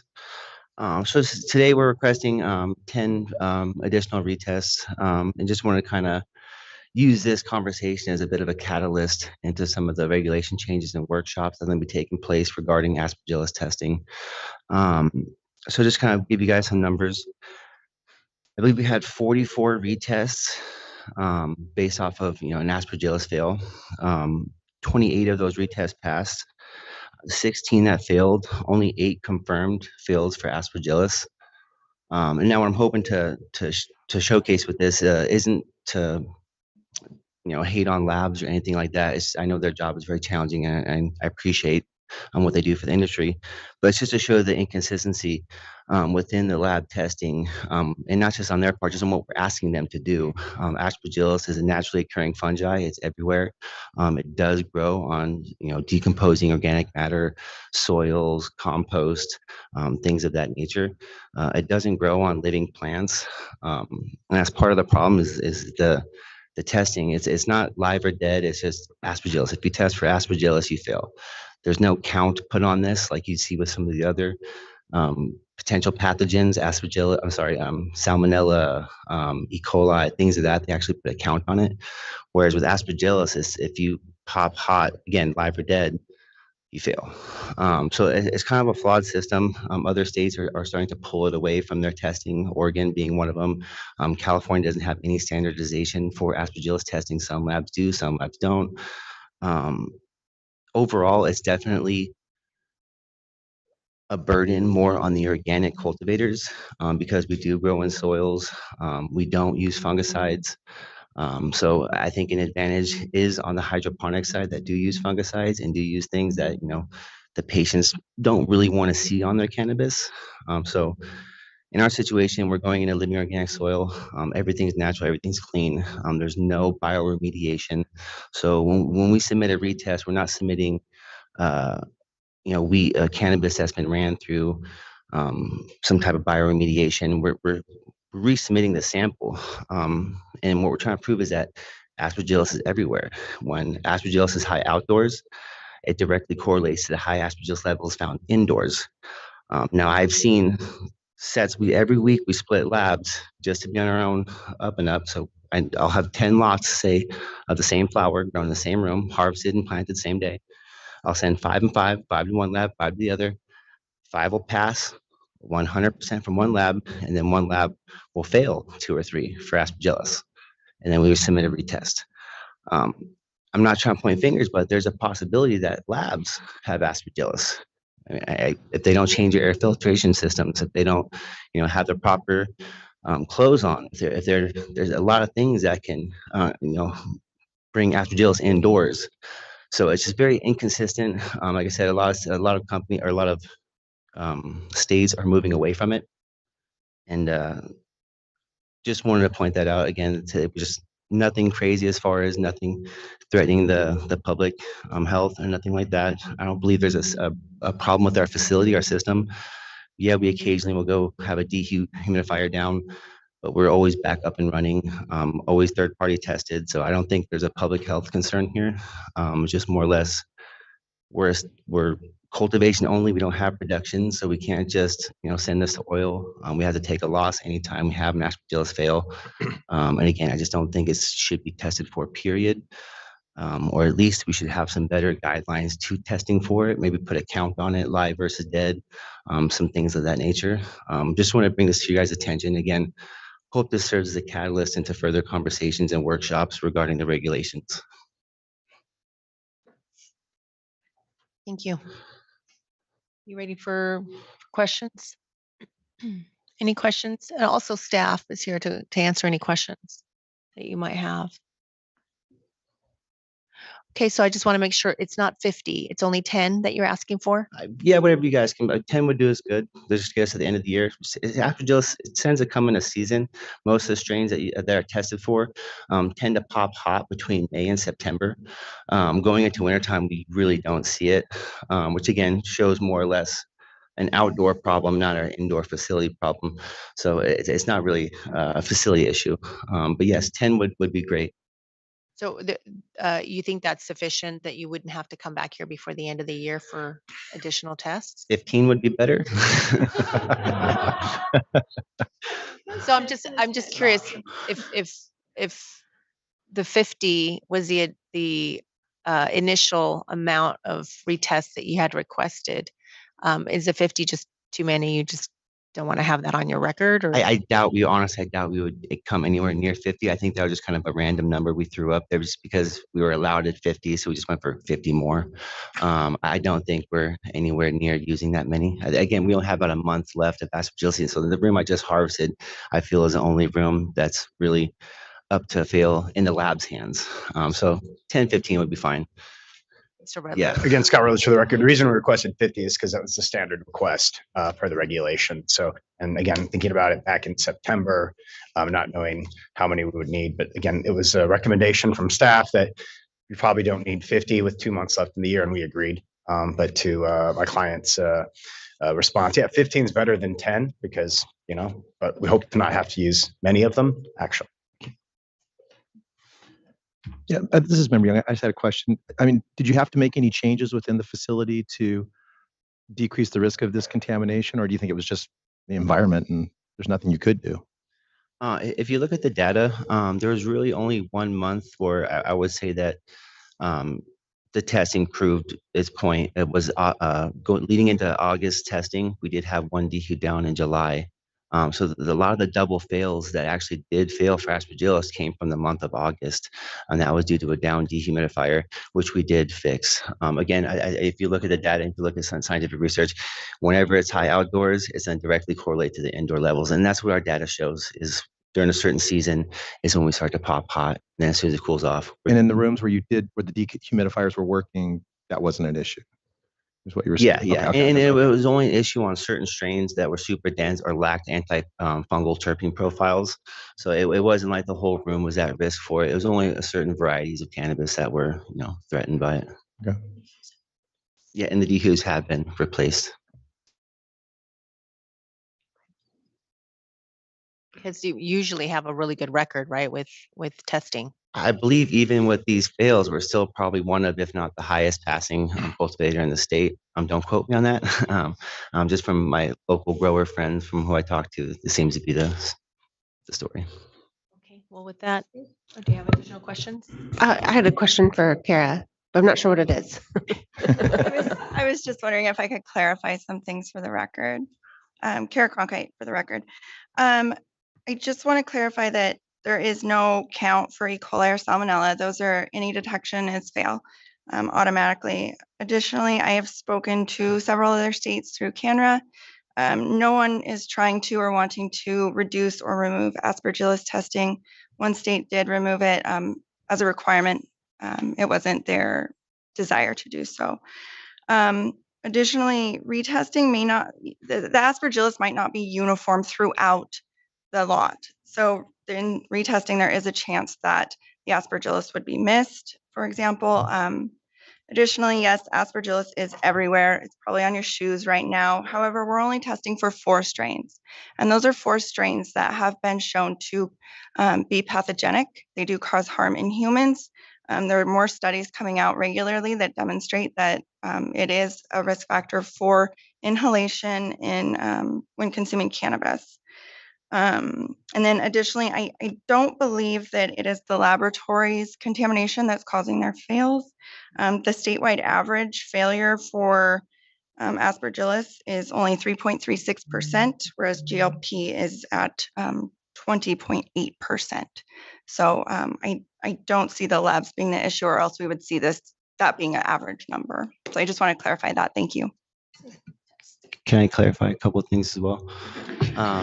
Sure. Yeah, sorry about the total count thing. Yeah, I forgot E. coli and salmonella. It's a hard fail. I was thinking more mold and yeast, some of the others. What was I gonna see a couple of things.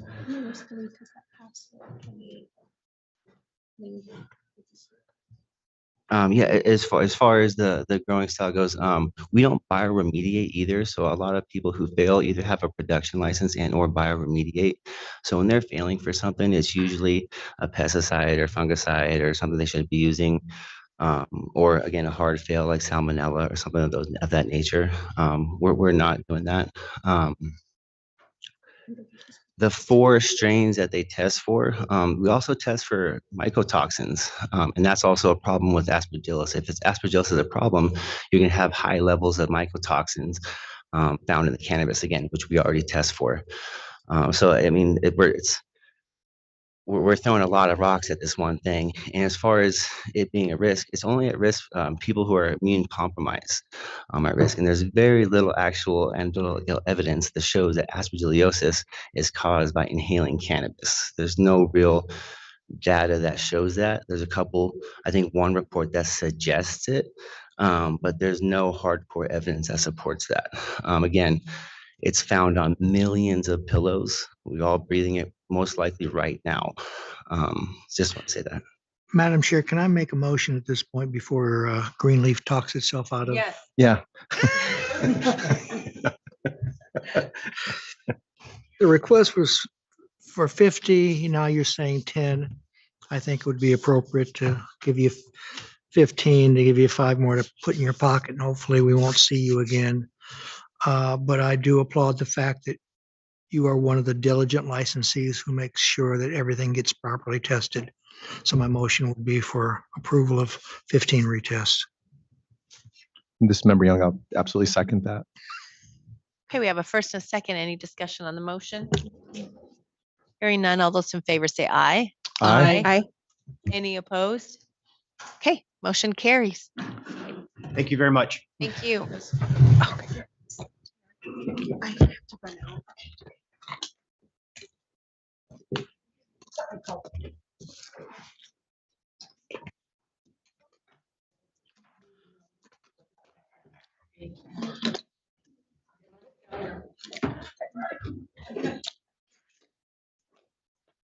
Okay, let the record reflect that member Durrett has stepped out.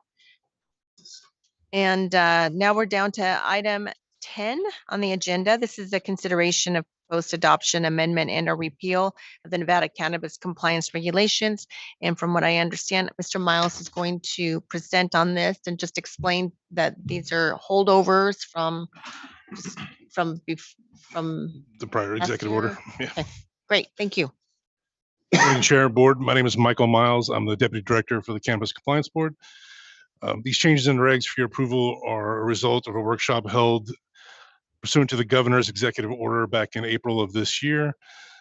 This list of regulatory changes were considered non-controversial at that meeting and received no objections. These changes are just the start of the process of streamlining the regs. Additionally, the CCB has held workshops on receiver, large event regs. Also, CCB has held meetings for the solicitation of input on laboratory regulations, packaging and labeling regulations. We will be sending out notice of another meeting for next month for input for additional regs. Further, CCB is in the process of setting an agenda for January, February, and March of next year for solicitation of input and or workshops. Please understand, after today, with these regs and probably next month with a few regulations there, the process of changing the regulations will drastically slow down as the CCB will be using the Administrative Procedures Act to amend regulations from here on in. These regulations 1.145, 1.230, 5.025, 5.030, and 10.010 are all being asked to be completely repealed. Again, 1.145 and 1.230 are definitions that aren't found anywhere within the regulations. Sorry about that, Dr. Young. We also are removing 5.025 and 5.030, which were used to be procedures for an antiquated procedure that we no longer use, and based on statute will never be used again. Also, 10.010 was just superfluous language that we realized we could get rid of. Regulation 11.070 was getting rid of an antiquated process that we no longer use. And the final regs, 12.030, 12.035, 12.040, and 12.045 are all replacing a very long license, like a 20-digit license number with a very short cannabis establishment ID number, just to shorten up their packaging and labeling requirements. And with that, I hand it back to you. Okay. Thank you so much for those. Are there any comments or discussion with regard to item A, which is physician defined? Sounds like I'm being canceled, but that's okay. Okay, what about taxpayer? Okay, no. And item C is NCCR 5.025, submission of application by a person who holds a medical cannabis establishment registration certificate, et cetera. Any comments or discussions? We have public comment. Good afternoon. Just briefly on 5.025, I know the board hasn't used it recently. However, I believe it may be applicable in situations where rural counties that ask for a medical license because they only permit medical licenses, and they're allowed to do so under statute. But then if they further allowed or lifted that moratorium in the future, this would be the process that would allow the person to get that adult use quote or dual license, as would happen in January. Thus, for processes where there are medical only that would go into the January process, I think there does need to be something in regulation that would allow them to convert if the local jurisdiction lifted such moratoriums. Thank you. Thank you. Mr. Miles, was there any consideration of that? Again, the consideration 5.025 and 30 was, again, the statutes are changing that everybody will be having a medical and adult use. Even if there's a restriction that they could, a rural area only could use the medical license, as soon as that restriction was lifted, they would have access to an adult use as well, based on the new statutory changes from the last legislative session. Okay. So basically, everybody will be a dual license shortly. Comments on this? Yeah, if I understood the concern that she was raising, it was back to the situation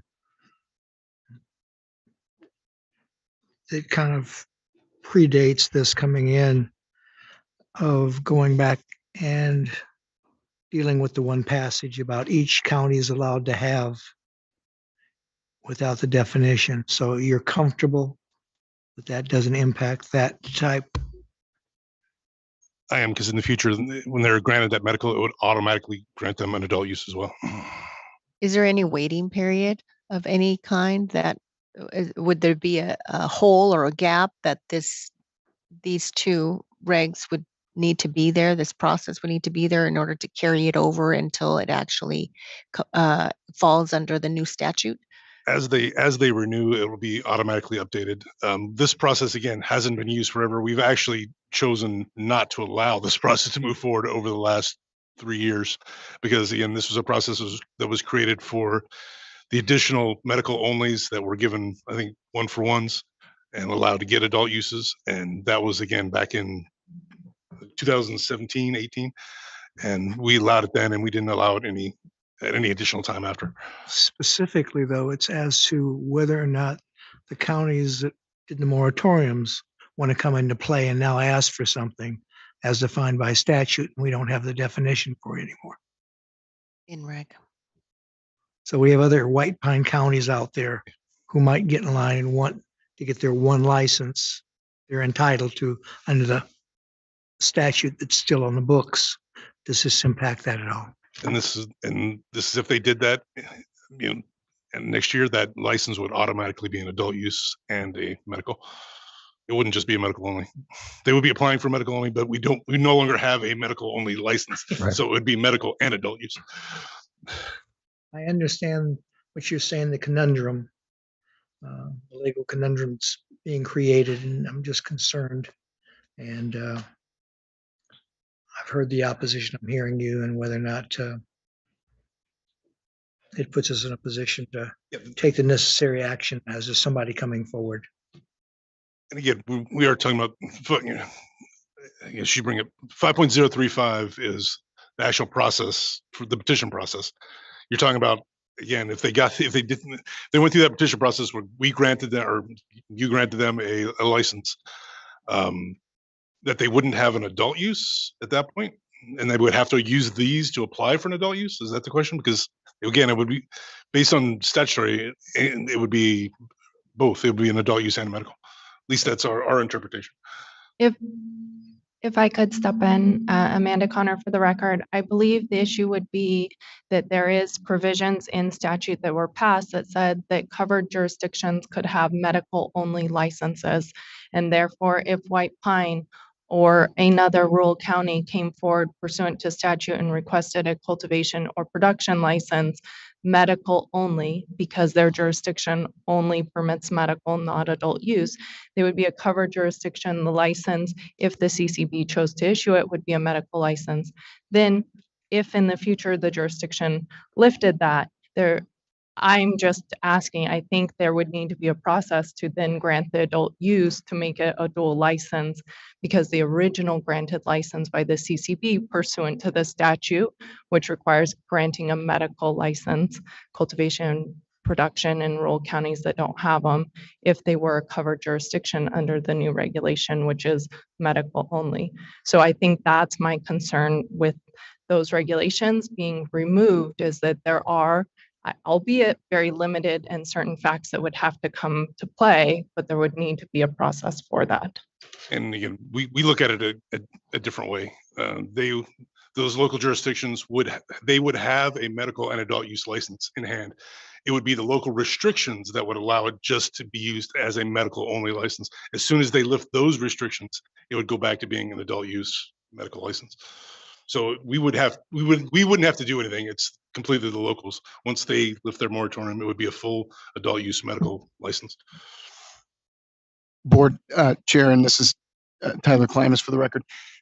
You know, if we don't want to go through a debate here at this point, I mean, this exercise is about cutting fat out of the regulations. So, I mean, if we want to hold these two because we're uncertain, it's not going to prevent, you know, anything from the staff perspective. I think Deputy Director Miles is on the right path here. However, if we want to just hold these two, you know, it doesn't hurt. We could hold them for a year, 2 years. Again, the exercise was try to get some of these antiquated regulations out of our books and streamline it. So, and Miss Connor, God bless you. These have been out for, you know, a number of weeks. We love to hear from you, but, you know, we could have had all these comments beforehand, but I do appreciate you. I agree. I do believe I have commented before, but and I believe it was with Member Durrett at the last meeting. We both made similar comments, but I apologize that I didn't put forth further comments on that. Thank you. Deputy Miles, this is Member Young. So in the case of White Pine, so whoever would be granted the medical license there, if White Pine was to change their mind and say, we're also going to have adult use, that person would automatically be granted the adult use license then, because. And actually the way it would be, because that one's happening in process right now. Let's say we actually went through that round, and the beginning of next year they were issued the medical only.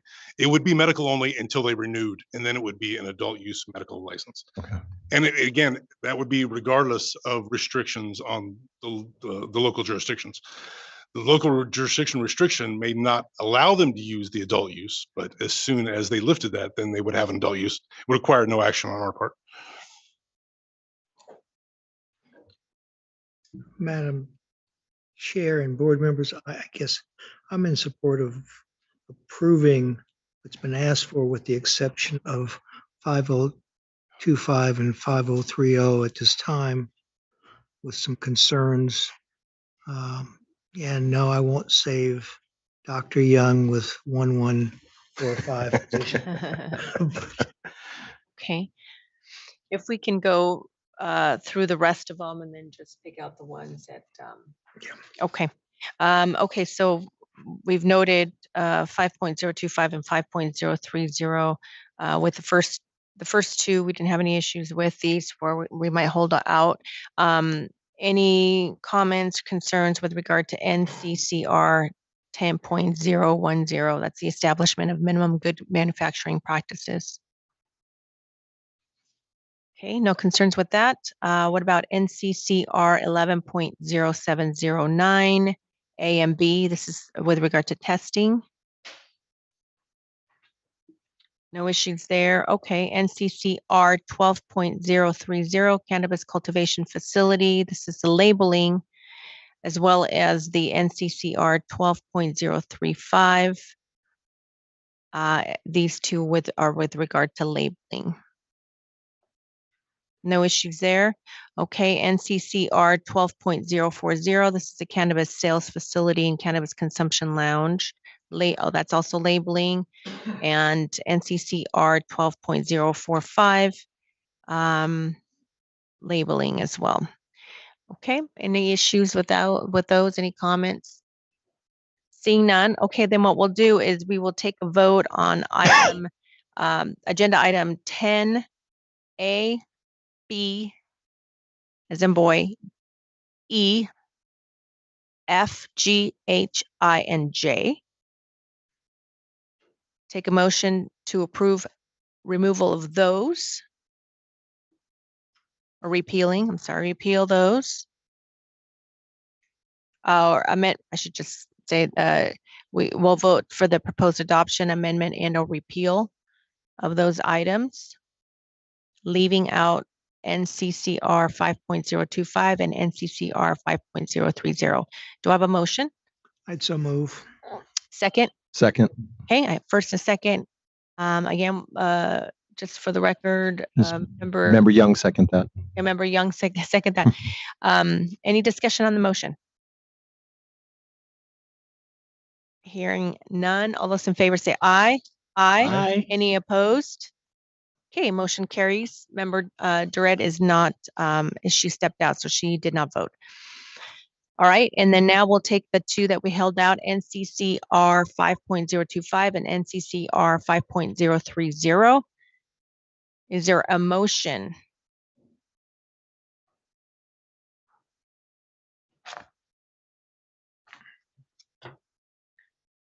Justice Douglas? A motion that we not repeal item 5.025 and 5.030 at this time and kick it back for further study. Okay. Member Young, I second that. I have a first, a second. Any discussion on the motion? Hearing none. All those in favor say aye. Aye. Any opposed? Motion carries. Okay, now we're going on to item 11. That's the briefing from the chair and executive director. I don't have anything other than it's very nice to have you all here at the same time. We should do this more often. Okay. All right, so executive director. I second your briefing report. All right, our next meeting is November 14th, 2023. And any items for future or any future agenda items for discussion? None. Member Durrett's not here, so we don't have any. Okay, and now we go on to our second public comment item. Again, we'll limit it to 2 minutes, and we'll begin in the south. Any public comments in the south? Afternoon, board. For the record, my name is Amber Jansen, patient and advocate. I want to bring up Regulation 12, packaging and labeling of cannabis products. I know back in 21, this has been a big discussion on radiation, and I don't know what has happened to it, but there, in your records, you have 12.065. Cannabis treated with radiation. If any cannabis or cannabis product has been treated with radiation at any time, all packaging of irradiated cannabis or cannabis products must include labeling that contains the following statement. Notice, this product contains ingredients that have been treated with irradiation in bold lettering along with the Redura symbol as used by the USDA, US Food and Drug Administration. Is this not a regulation yet? Why are we not seeing cultivations that are using the radiation, marking their or labeling their products? You've had a couple cultivations come in here and put it on the record that they use this. However, they try to hide it from consumers. So if you're proud to use it because it makes your product clean, why are you hiding this from consumers? I think it's very important that consumers know.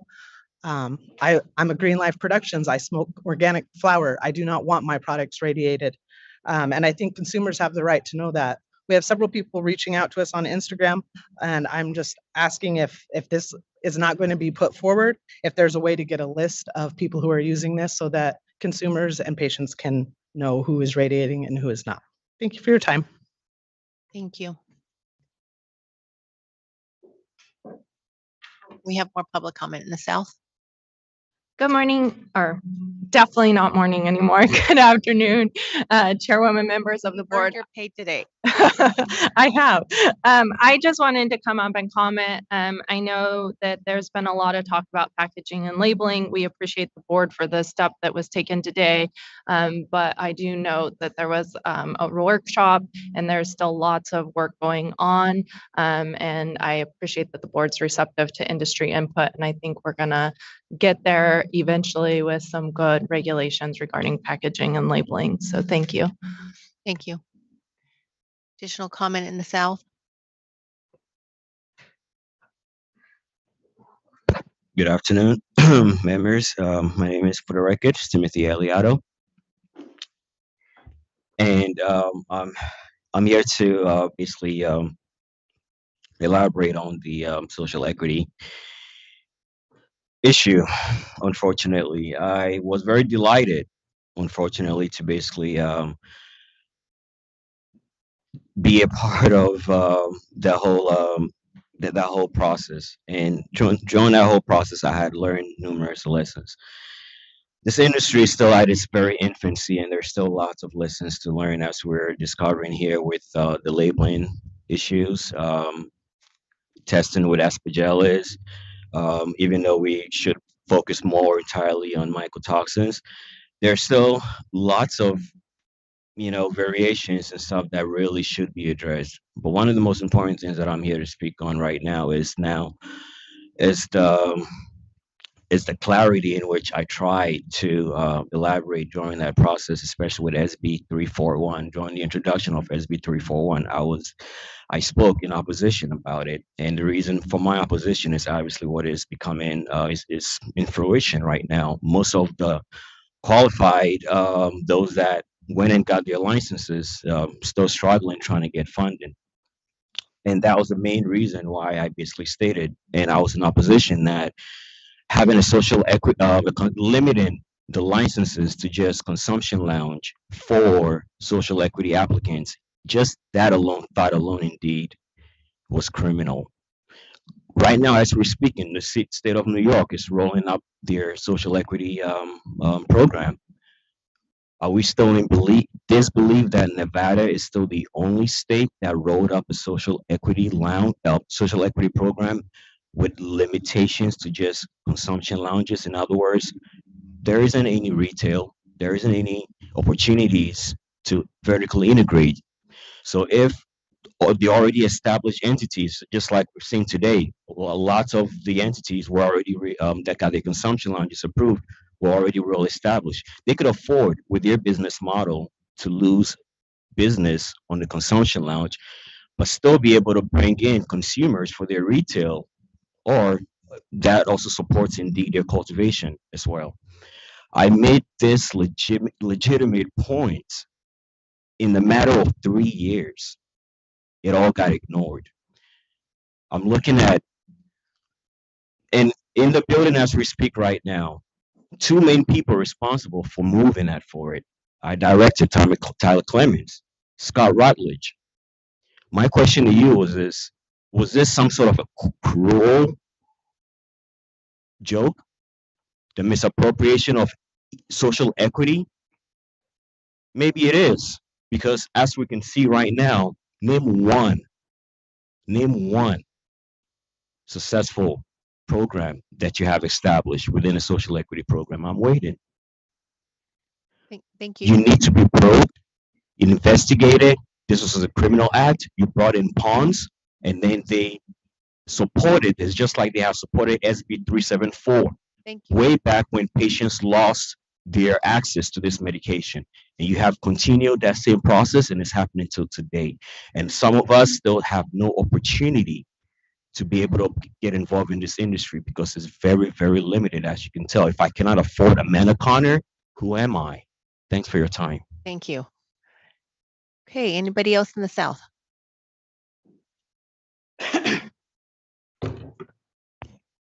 Good afternoon.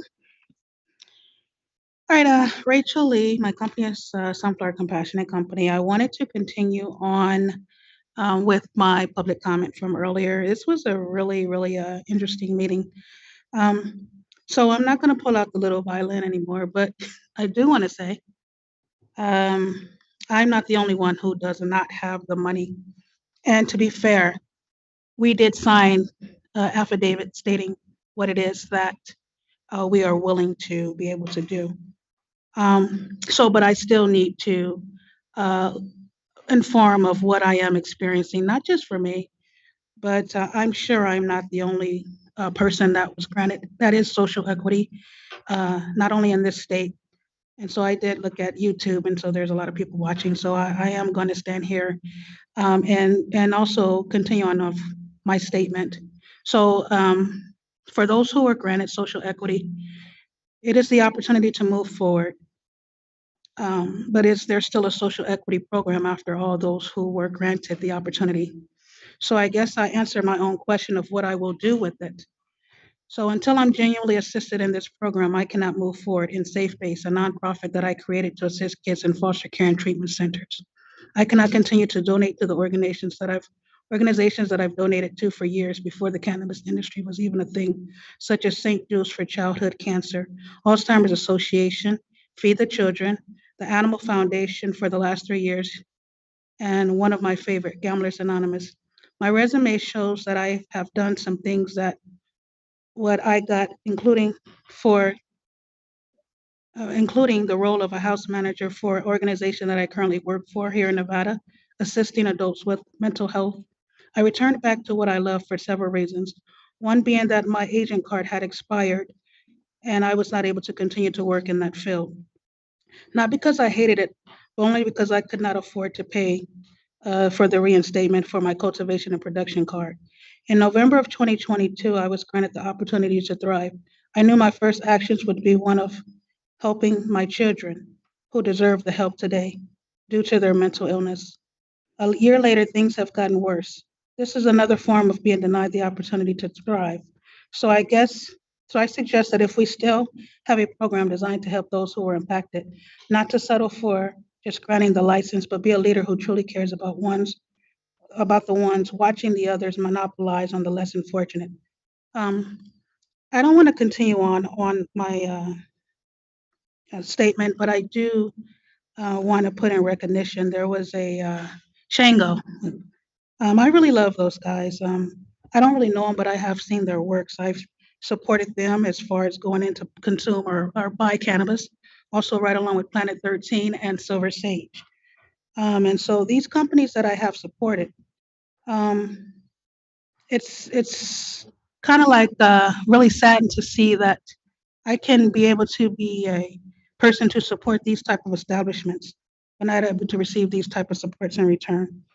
I just want to go further with asking that if there is a possibility for the Department of Taxation, the Cannabis Compliance Board, to be able to not just give us a handout on help with the monies that's needed, but give us a hand up in order to achieve the goal of helping those who are truly impacted by the war on drugs.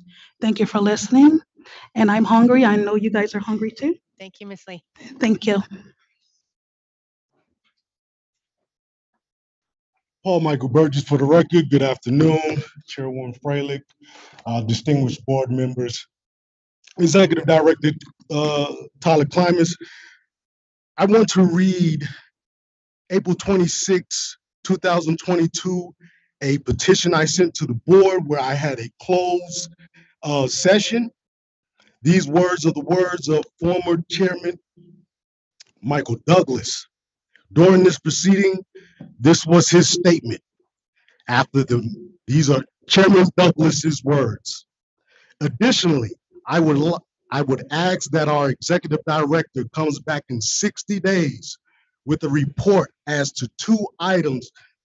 One, as to the concerns of the ability to work with the industry, not be in the industry, get some guidelines as to that, or at least start the machinery for understanding what can and can't be done, at least to where we are at now.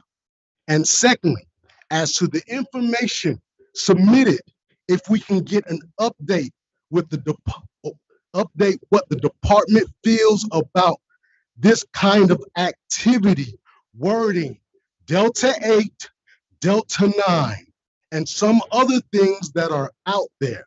And if we can if you can give us a report on that. Those are the words in the statement of Chairman Michael Douglas on a petition that I sent in, I paid for, and followed all the rules and regulations. That is just the foundation of my comments. Legal investigation start. I'm spinning number law. NRS 678A-150 is Nevada law for the CCB, electronic verification system. Defined, electronic verification system means a electronic database. Keeps track of data in real time. 2, is accessible by the board and by the cannabis establishment. I have sent this document, and in December, a representative and staff member for the CCB used my IP on a public forum to give my IP as an idea to another company.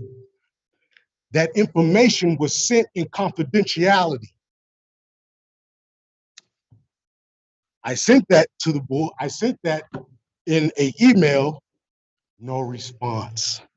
I've sent 3 questions to staff, no response. I've left phone calls with Mr. Gilbert, no response. I've sent emails to investigation to Director Klimas. Mr. Klimas has always responded back. I stopped emailing him directly because I wanted to go through the proper chain to make sure that everything was on the up and I was following rules and regulations. Thank you. Last one.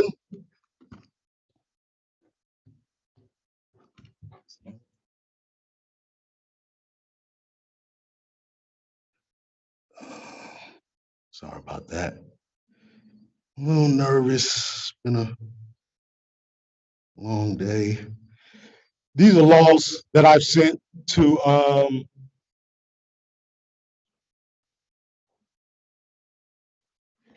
the board.